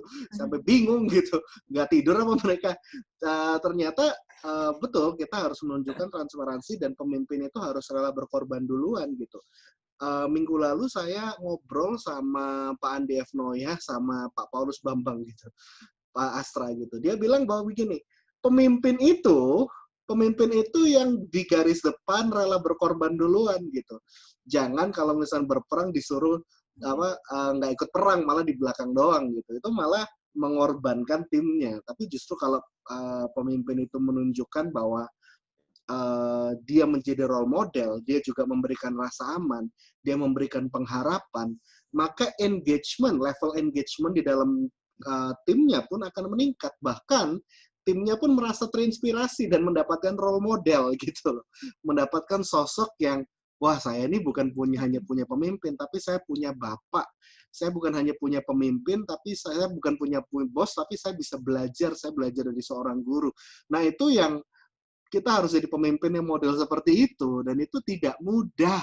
Tidak mudah untuk membangun hal itu. Jadi, make sure kita mesti memupuk itu dari sekarang gitu ya. Jadi, mungkin ya ini tambahan dari saya ya, which is sebetulnya kita sebetulnya zaman sekarang sudah bisa mengukur dan level of engagement tim gitu ya. Kita seorang pemimpin wajib mengenali dan mengelola karakter timnya untuk membangun engagement ya. Jadi engagement itu ada levelnya. Jadi ada karyawan yang disengage sama yang engage. Karyawan yang disengage itu adalah karyawan yang kayak zombie. Yang kalau kerja itu hanya sekedar dibayar, disuruh, baru dikerjain. Tapi kalau karyawan yang engage, ya, emotional engage gitu, betul-betul merasa kagum dengan perusahaannya, merasa bangga, merasa dekat dengan pemimpinnya, maka otomatis karyawannya pun akan belajar banyak sekali dan otomatis mereka akan mau kerjasama dan mau rela berkorban. Bahkan mungkin tidak dibayar untuk tim dan pemimpinnya. Dan ada 10 indikator di dalam engagement. Ya, nanti mungkin di lain waktu saya akan bahas lebih dalam soal engagement. Cuman salah satu yang menarik ini bicara tentang manager working relationship. Ya, ternyata penelitian pun menunjukkan bahwa turnover di tempat pekerjaan itu alasan utamanya rata-rata bukanlah fasilitas, ya mungkin itu bisa jadi bukanlah lingkungan, tapi mereka keluar rata-rata karena kepemimpinan satu level di atasnya, direct leadership di atasnya. Jadi kalau misalkan Anda punya tim tapi resign terus, nah kemungkinan besar ya itu karena kepemimpinan, masalah kepemimpinan gitu. Nah ini hard truth buat para pemimpin, buat para manajer, karena ketika kita menyadari bahwa itu yang perlu diperbaiki, ya kita kan let's work on it. Tapi kalau yang belum siap terima kebenaran ini, ya mungkin saya pernah ngajar terus malah marah-marah di kelas gitu. Ini fakta data dari mana, ngamuk-ngamuk. Oh ya sudah Pak, silakan. Kalau nggak percaya ya silakan keluar dari kelas saya gitu. Gitu. Ya ternyata betul lah, itu dia pemimpin bawahannya keluar terus gitu. Tersinggung dia. Jadi begitu sharing singkat dari saya. Thank you. Oke, jadi memang engagement nih sangat penting untuk dibangun.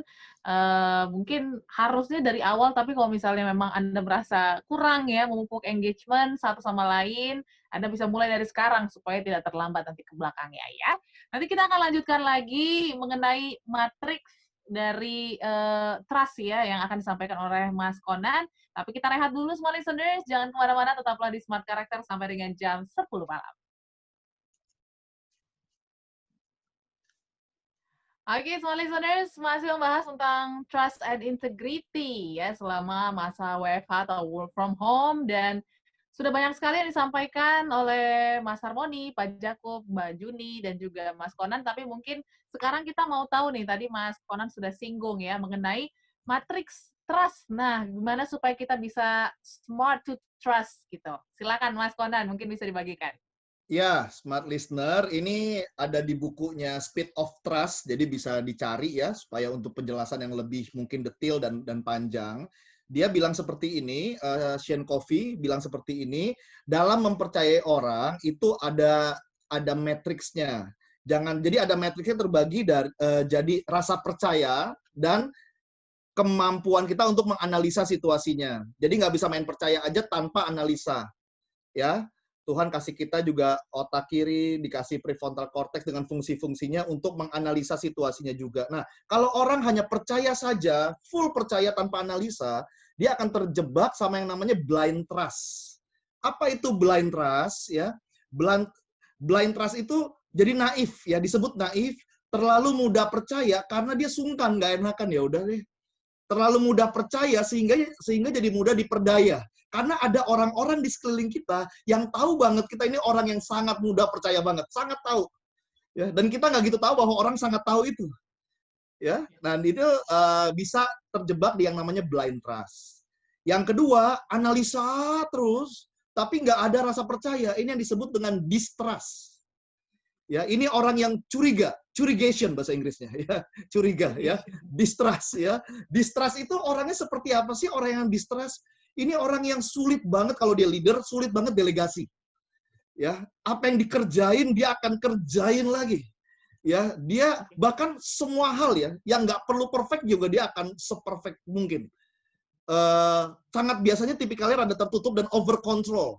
Asumsi berlebihan sehingga akan mengakibatkan yang tadi, kecepatan kerja menurun, enjoyment menurun karena prinsipnya ya begitu ya. Dia akan benar-benar intervensi ke segala hal. Dia akan melemahkan yang namanya kolaborasi, sinergi, dan biasanya tipikalnya tertutup akan masukan dan perspektif orang lain. Subjektif sekali. Ya. Nah, itu tipikal yang distrust. Analisa total, nggak ada rasa percaya. Nah, yang ketiga, ini zona no trust. Ini no analisa, no percaya. Ini orang yang bimbang ini. Ya, no trust dia. Bimbang, dia ya nggak tahu gitu, nggak tegas, cenderung nggak percaya orang lain, nggak percaya diri sendiri, ragu-ragu, pasif, ya, atau cuek gitu, ya, no trust. Nah, yang kita harus usahakan latih ya adalah smart trust. Smart trust ini yang disebut orang-orang yang bijaksana. Smart trust bukan bicara dia tuh kasih trust terus, no. Dia kasih trust ketika ada kesempatannya. Dia tidak percaya karena ada alasannya. Tidak percaya dia pun sambil dia ngomong, saya kasih kamu membuktikan, ya. Jadi tidak percaya yang disertakan dengan dukungan, ya, dengan timing yang tepat. Bukan nggak percaya karena mungkin sensi atau mungkin emang dia nggak pernah mau percaya. Ini orang yang selalu punya intuisi bagus, punya pertimbangan, memahami situasi, ya. Dia bukan berarti menebar-nebar kepercayaan ya, tapi dia memberikan ruang pada tim untuk berkreasi dan menghasilkan apa? Sinergi. Dia percaya tapi buktikan, dia support, ya. Jadi dia bukan pedoman dia dalam apa, arahan dia dalam memberi kepercayaan adalah gini, dia hati-hati dengan orang yang belum pernah menerima kepercayaan, ya, dia hati-hati untuk itu, dan secara berkelimpahan dia memberi kepercayaan kepada orang yang memang sudah menerimanya dan membuktikannya. Nah, kalau orang distrust, walaupun orang udah buktiin, tetap nggak percaya, karena distrust. Nah, jadi biar kita sama-sama melatih ya, business owner, ya, dan juga bukannya business owner, tadi Pak Yakub bilang, ini bicara keseharian juga, suami istri, anak orang tua, sopir majikan, ya, biar kita sama-sama melatih smart trust kita. Kita menjadi orang yang bijaksana. Itu Mbak Audrey, terkait Matrix of Trust. Oke, jadi semoga bisa menginspirasi Anda supaya bisa jadi smart trust ya. Dan kita balik lagi mungkin ke tanda tangan dulu ya, Mas Konan. Mungkin silahkan untuk Mas Harmoni ya. Sekarang kita dengan Mas Harmoni untuk menganalisa tanda tangan dari silakan Mas Harmoni. Oke, saya baca tanda tangan dari Ella. Ella, Anda seseorang yang Oke, Anda seseorang yang menyenangkan, kreatif, idenya banyak gitu ya. Terus Anda seorang yang suka tantangan, ya. Anda seseorang yang dinamis gitu. Dan kalau misalnya sudah punya mau, biasanya punya kecenderungan mikir gimana caranya supaya nyampe tujuannya. Nah, berkaitan tentang topik hari ini gitu ya, Anda ini cenderung ada kecenderungan ya merasa bertindak kurang berpikir gitu. Jadi hati-hati dalam perkataan, hati-hati dalam bertindak karena Anda mungkin relatif cepat berubah gitu. Jadi mungkin bisa dikatakan tidak konsisten dan itu mempengaruhi level of integrity dan trust Anda kepada tim atau teman, karyawan, sosial itu bisa terpengaruh. Jadi ini berlaku untuk bagi Anda para pendengar yang mungkin tipe orang yang spontan, extrovert gitu ya. Kecenderungannya begitu semua gitu. Jadi cenderung ngomong tapi belakangan mikirnya, oh iya gue udah janji ya udah ya. Seringkali kan gitu, kayak udah janji ternyata oh tanggal 28 ya. Oh 28 ternyata udah ada janji juga gitu. Jadinya nabrak jadwalnya, akibatnya orang menilai, ya gimana sih lo kok nggak berprinsip sih, kok nggak konsisten sih gitu. Itu yang harga dari sebuah nilai-nilai yang trust yang tercoreng gitu. Ya, baik itu saja dari saya. Oke, itu untuk Ibu Ella yang ada di Yogyakarta. Terima kasih banyak sudah mengirimkan tanda tangan Anda ya. Dan mungkin kita kembali lagi ke Pak Jakub nih ya.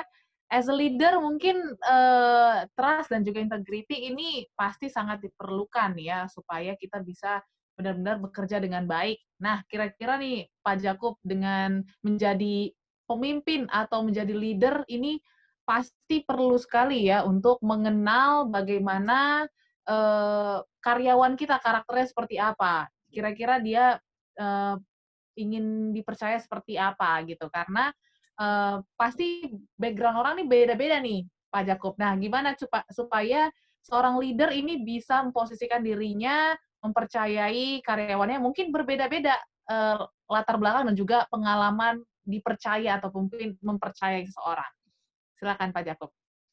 Di Amerika sangat lazim kalau perusahaan sangat besar itu karyawan hanya melihat foto dan karyawan bekerja hanya fokus pada job desk dan pekerjaannya, tapi tidak mengenal atasannya. Nah, saya pernah memegang klien perusahaan Thailand, ya, konglomerasi talent di Indonesia. Ownernya dari Thailand itu tidak memberitahu bahwa dia datang ke pabriknya, ada di Jawa Timur. Kemudian ketika dia masuk dengan mobil yang sederhana, dicegat sama satpam, mau keperluannya apa, ya. Saya kira satpam itu sudah melakukan tugasnya ya, karena memang tidak kenal, tidak appointment, terus silahkan masuk.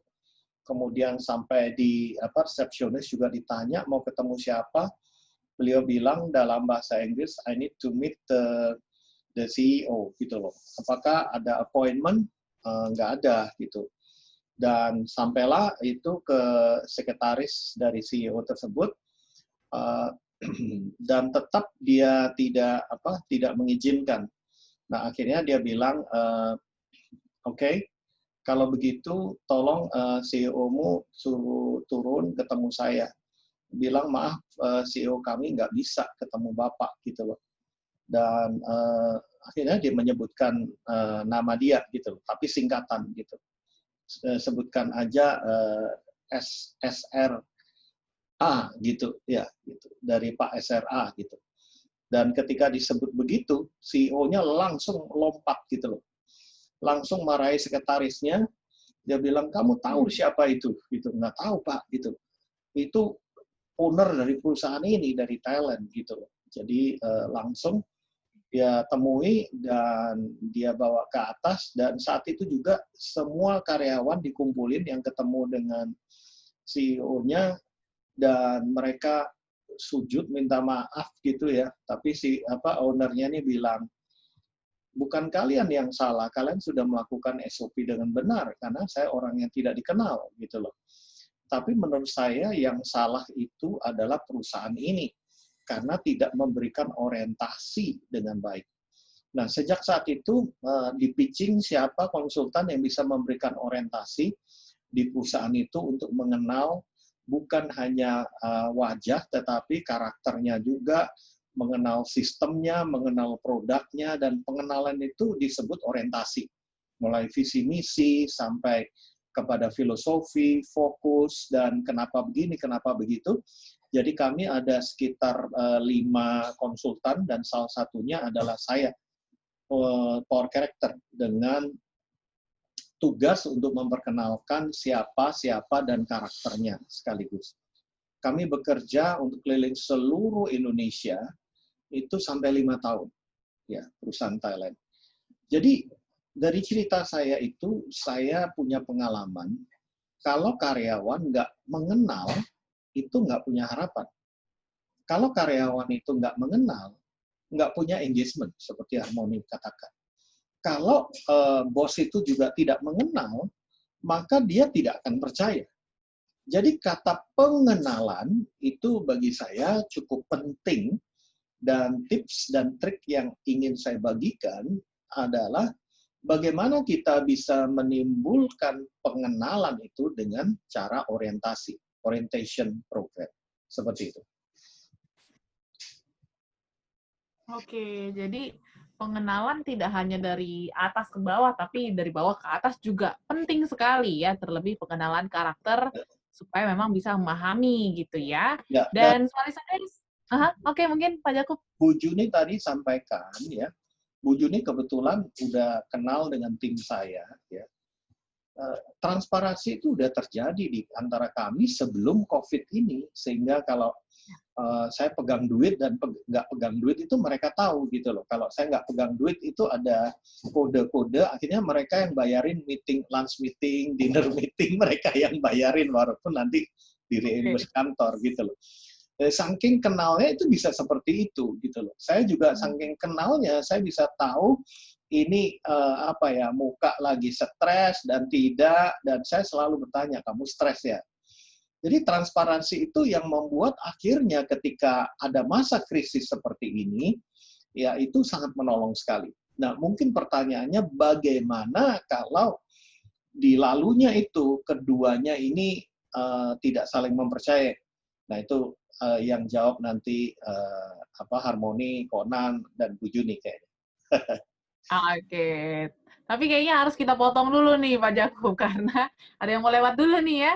Dan pastinya untuk Anda semua listeners yang masih ingin menyempurnakan perbincangan kami malam hari ini, jangan kemana-mana, karena kami masih memperbincangkan tentang trust and integrity issues, dan seberapa penting nanti kami akan rangkumkan untuk Anda, jadi jangan kemana-mana, tetaplah bersama kami di Smart FM sampai dengan jam 10 malam. Oke, semua listeners, semakin kesini semakin seru perbincangan kita mengenai trust dan juga integrity, karena memang sangat relate sekali di situasi sekarang, situasi work from home ya, di mana mengharuskan kita mempunyai kepercayaan yang tinggi gitu ya, terhadap sesuatu yang nggak bisa kita kontrol, nggak bisa kita lihat gitu ya, terutama untuk Anda mungkin pelaku bisnis dan juga para karyawan yang bekerja dari rumah. Nah, tadi kita berbicara baik-baiknya gitu dari sisi percaya dan juga integritas, tapi gimana situasi yang ada di luar sana itu memang sangat apa ya, realitanya itu sangat mengejutkan sekali. Ternyata tidak semua perusahaan, tidak semua karyawan itu mempunyai trust dan juga integritas seperti itu. Nah, mungkin Mas Harmoni dulu nih, gimana Mas untuk menemukan titik temu gitu ya antara orang yang tidak percaya dan juga tidak punya integritas nih supaya bisa berjalan dengan baik. Apakah harus dilakukan sesuatu gitu supaya kedua belah pihak ini bisa win-win solution seperti yang disebutkan Ibu Juni tadi. Silakan. Oke, jadi pertama ya dari segi perusahaan pun kepemimpinan harus mengukur engagement level ya. Jadi saya pribadi gitu ya di Power Character mampu mengukur engagement itu. Ya, ada aplikasi namanya Performance. Hubungi kami lah, nanti kunjungi aja website kami di powercharacter.com. Nanti kami bantu untuk mengukur level engagement di dalam perusahaan Anda. Karena kalau tanpa mengukur itu ya otomatis kita buta ya, kita memimpin ini dengan karyawan yang engage sama kita atau enggak gitu. Dan apakah efektif atau tidak gitu. Nah, jadi tentu saja salah satunya menghadapi disintegrity, menghadapi dishonesty, untrust itu pasti timbul ya. Jadi makanya penting sekali melawan disintegrity dan untrust ini dengan data, dengan angka. Jadi kalau misalkan Anda belum punya KPI, belum punya OKR yang mengukur appraisal Anda, pola pekerjaan performance Anda secara objektif, ya otomatis yang terjadi penilaian-penilaian subjektif. Ketika penilaian subjektif itu terjadi, maka akan banyak timbul asumsi, maka akan banyak timbul ketidakpercayaan gitu, kayak wah ini politik nih, dasar nih penjilat segala macam. Nah itu akan terjadi banyak asumsi-asumsi demikian. Oleh sebab itu, jika Anda belum punya sistem yang pakem, belum punya data dan yang objektif untuk menilai performance, kami bisa membantu Anda untuk melakukan hal itu. Jadi Institut Gallup Institute sudah sekitar 15 tahun yang lalu mengeluarkan 12 quotient for engagement. Jadi karyawan itu harus menjawab 12 pertanyaan dengan jujur, maka hasilnya itu akan menunjukkan bahwa apakah karyawan ini akan bertahan 3 tahun lagi, 2 tahun, setahun, bahkan di bawah 1 tahun. Itu luar biasa. Ya, Anda bisa open itu free, 12 pertanyaannya, tapi analisanya nggak bisa. Nah, kalau Anda masuk di web kami, di Performetrics, maka Anda bisa melihat bagaimana 10 indikator untuk melihat apakah ada engagement atau tidak. Jadi ini yang terbaru karena yang Gallup itu sudah 15 tahun yang lalu. Jadi penting sekali data untuk mengukur apakah trust dan integrity ini bisa disatukan. Oke, seperti itu ya Pak Jacob ya. Oke, mungkin sekarang dari sisi karakter nih, dari Mas Konan, gimana supaya kita bisa menghadapi orang-orang mungkin sebagai pelaku bisnis ataupun karyawan ya, yang mungkin tidak mempunyai kepercayaan atau mungkin tidak mempunyai trust dan juga integritas. Seperti apa kita harus menghadapinya? Masih ke-mute, Pak Konan? Sorry. Ya. Jadi memang idealnya adalah semua orang bisa dipercaya, ya. Kita bisa percaya semua orang, integritas bertebaran di mana-mana, idealnya demikian. Tapi sayangnya integritas masih barang langka, ya, masih barang mahal. Jadi dengan konteks bahwa kita masih dalam satu lingkup ya, satu organisasi, lalu ada orang-orang yang integritasnya buruk, trust-nya buruk. Ya, dan please solusinya jangan sekedar pecat, kabur ya, kalau itu ya paling gampang gitu ya. Tapi kita nggak bicara seperti itu. Buat saya adalah stop untuk fokus mencari orang yang sekedar punya integritas atau bisa dipercaya ya, tapi mulailah untuk menjadi, ya. Jangan sekedar mencari, tapi harus Oke. menjadi. Karena menarik kalau kita sibuk mencari, kita akan meletakkan diri kita sebagai victim gitu loh. Ya wajar dong kalau hasilnya seperti ini, wajar dong kalau saya marah-marah terus, tim saya model seperti ini, karena sibuk hanya mencari, tanpa pernah menjadi. Mungkin ya, kita pun orang yang memang si anak buah kita kurang integriti, mungkin kita pun ya juga ada sisi integritas yang tidak sempurna karena sudut pandangnya beda ya. Bagi atasan ngelihat bawahan, integritas itu gampang lah, jangan bohong gitu. Kalau bawahan ngelihat atasan, integritas itu walk the talk ya Pak, udah janji apa jangan diingkarin. On time ya gaji ya, karena kalau gaji nggak on time juga merasa ya nggak ada integritas juga. Takutnya cerminan gitu loh. Jadi jangan fokus di mencari saja, mencari orang-orang yang ideal, tapi kita juga harus menjadi ya orang-orang yang ideal. Mungkin saya sekalian juga tutup closing ya. Jadi bagi para kita business owner ya, bagi para business owner kita harus punya mindset terkait smart trust tadi ya, belajar untuk memberi kepercayaan dengan bijaksana. Karena membangun kepercayaan punya resiko, tapi nggak bangun kepercayaan sama sekali juga punya resiko gitu loh. Kita mungkin dihianati kalau terlalu percaya, tapi kita akan hidup tersiksa banget kalau kita nggak pernah percaya satu orang pun. Akhirnya stres juga jadi business owner gitu. Ya, kalau sebagai anak buah, kita sebagai karyawan, please kasih atasan kita alasan bahwa kita orang yang punya integritas. Kasih atasan kita alasan, atau lebih tepatnya kasih yang di atas alasan. Yang di atas itu Tuhan ya. Kasih alasan bahwa saya orang yang bisa dipercaya. Tunjukkan itu. Apalagi di tengah-tengah keadaan dan new normal begini, ini panggung banget untuk kita menunjukkan bahwa kita orang yang paling bisa dipercaya. Gitu.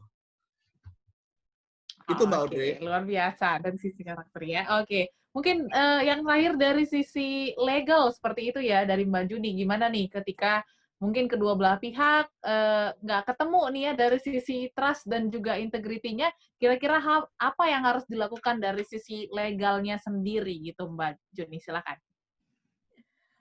Dari sisi legal ya Mbak Audrey. Kalau dari sisi legal mungkin saya agak mundur ke filosofi profesi saya deh ya. Kita kalau misalnya kerja itu melihatnya itu sebagai profesi. Saya sebagai advokat, saya melihat pekerjaan itu sebagai profesi. Artinya apa? Waktu saya menjalankan profesi ini, saya disumpah loh Mbak. Disumpah, nanti belakangan juga mungkin disumpah-sumpahin. Artinya saya tanggung jawabnya itu besar sama yang di atas. Kalau kerja, masih ada integritas. Makanya advokat itu ada kode etiknya. Itu pun yang saya sering sekali sharing. Bedanya kamu advokat sama kerja di kantor. Kamu tuh disumpah. Kalau kamu masuk kantor biasa, nggak ada kan yang nyumpah kamu disumpahin iya gitu. Artinya tanggung jawabnya ketika kita sudah melihat pekerjaan kita itu sebagai sebuah profesi, maka itu otomatis kita akan aware masalah kita tuh kerjanya dengan jujur, kerja dengan integritas. Memang itu nanti itu dari profesi advokat ya, cuma ini secara secara garis besar sebenarnya bisa banget diaplikasikan ke profesi-profesi lainnya ketika kita melihat pekerjaan itu sebagai sebuah profesi, bukan cuma sebagai ya pekerjaan doang gitu loh. Jadi itu dari sisi semuanya ya, dari sisi pekerja, dari sisi perusahaan juga. Tadi Pak Yakub juga sudah sempat sharing, kalau jadi pengusaha di saat krisis itu juga jangan tiba-tiba menghilang sehingga nggak ada engagement-nya. Di saat-saat sekarang saya tahu sekali itu banyak HRD yang stres karena mereka disuruh menyampaikan istilahnya pesan dari manajemen mengenai PHK, sementara manajemennya sendiri nggak pernah nongol. Nah, itu kan juga yang harus dibangun. Artinya dari dua sisi, dari perusahaan juga engagement-nya itu ada. Semua CEO kalau misalnya perusahaannya itu lagi krisis, mereka sampaikan keputusannya kepada para karyawannya. Jangan nanti istilahnya ya lempar bodi ke HRD. HRD-nya yang stres, harus PHK, misalnya ribuan karyawan yang diserang HRD-nya. Nah, itu dari sisi pekerja, dari sisi pengusaha, dari sisi pekerja yang tadi saya bilang, itu mulai dari diri sendiri, melihat ini sebagai sebuah profesi. Karena trust itu, kalau Conan tadi cerita matriks trust, ya trust itu singkatnya ya, tomorrow's result ultimately starts today. Jadi itu yang nanti akan kelihatan, apa yang kita lakukan dari awal, ya hasilnya kamu bisa di-trust, kamu punya integrity, lihatnya dari sekarang. Gitu, Mbak. Oke, luar biasa sekali dari Mbak Juni ya. Dan sepertinya kita harus tutup perbincangan kita hari ini semua listeners mengenai trust dan juga integrity. Dan luar biasa sekali hari ini, tapi pastinya kita akan sempurnakan perbincangan kita dengan peredaman yang akan ditutup oleh Pak Jakub. Silakan Pak Jakub.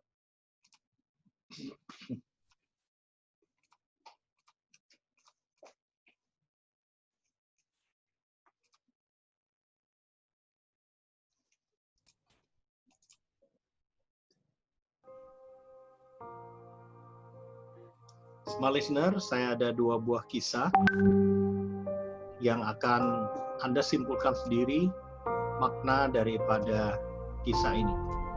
Kisah yang pertama, ketika saya membeli koran di perempatan jalan,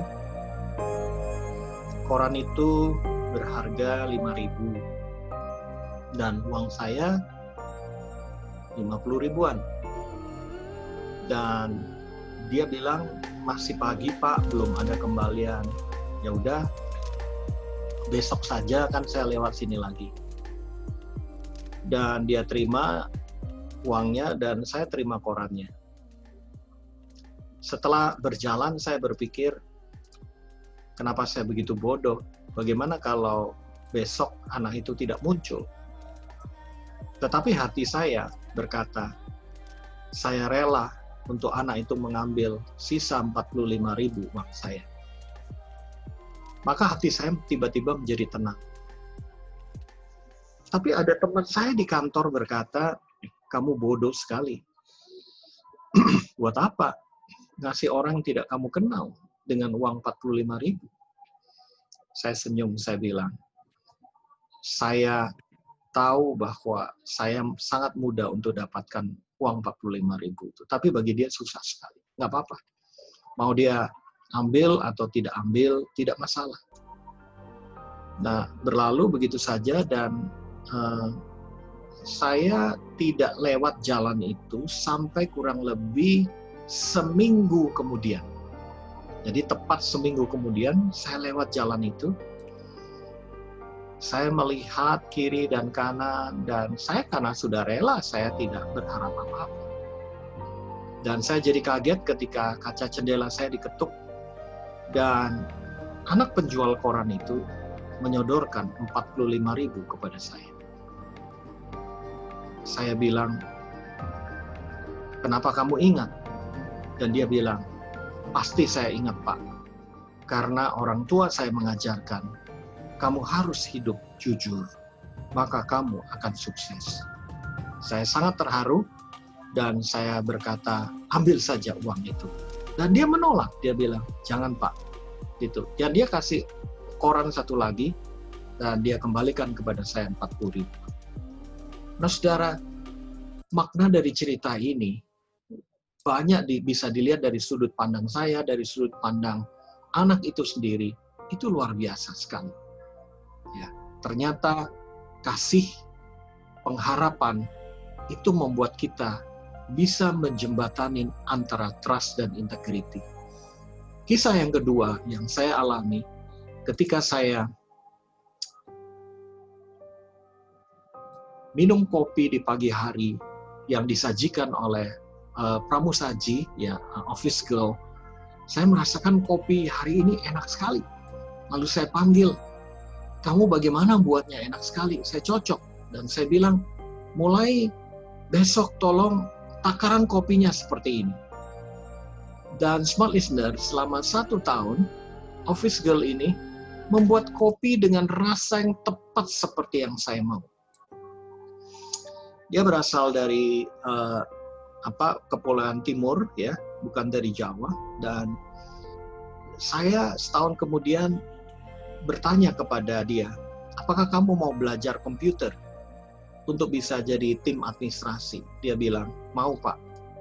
Dan singkat cerita, saya tawarkan kepada tim saya, siapa yang mau mentorin dia untuk belajar komputer.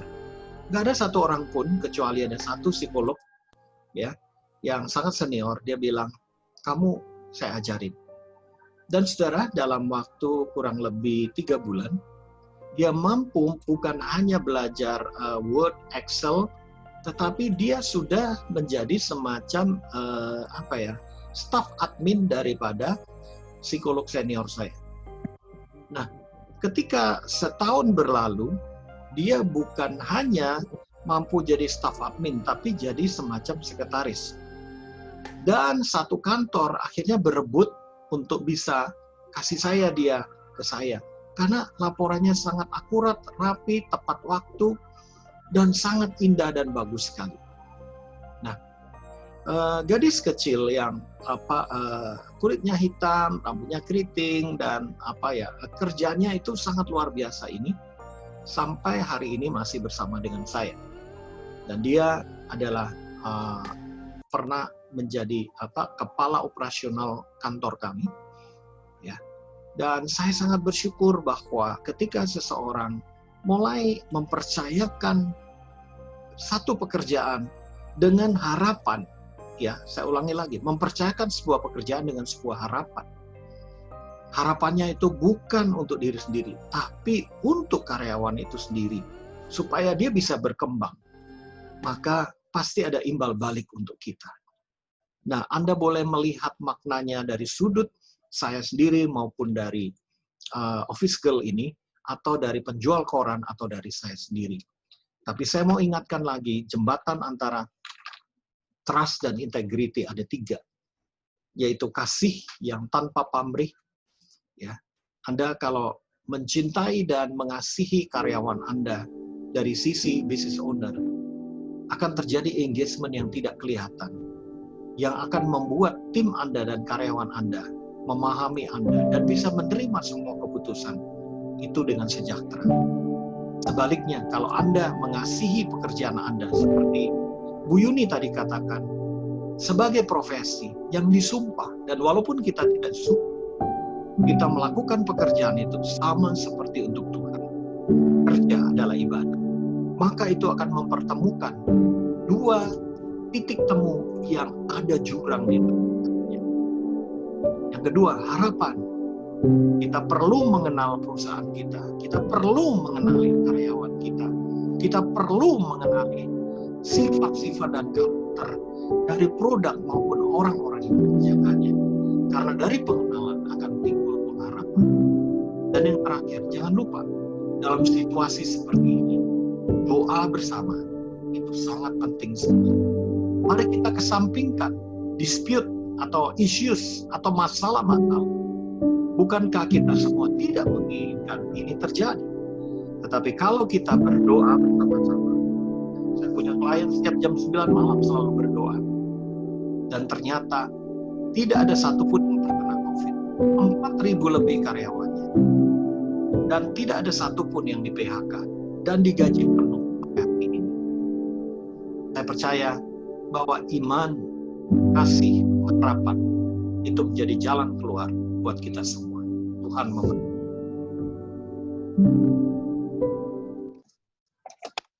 Oke, semua listeners, luar biasa sekali yang sudah disampaikan Pak Jakub malam hari ini, Mbak Juni, Mas Kona, dan juga Mas Harmoni mengenai trust and integrity, ya.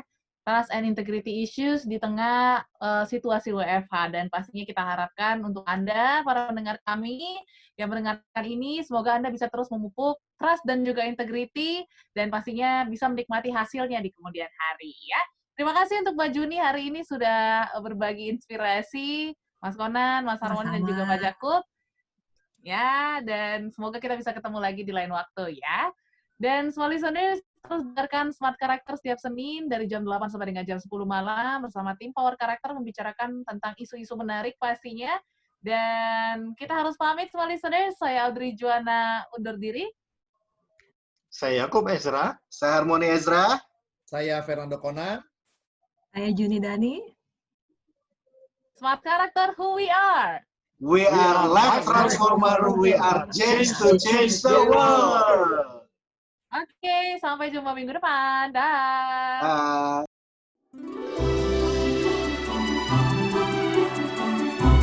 Baru saja Anda menyimak Smart Character bersama Power Character based on Business Transformation. Awali kesuksesan Anda dengan perubahan karakter. Terima kasih. dan sampai jumpa.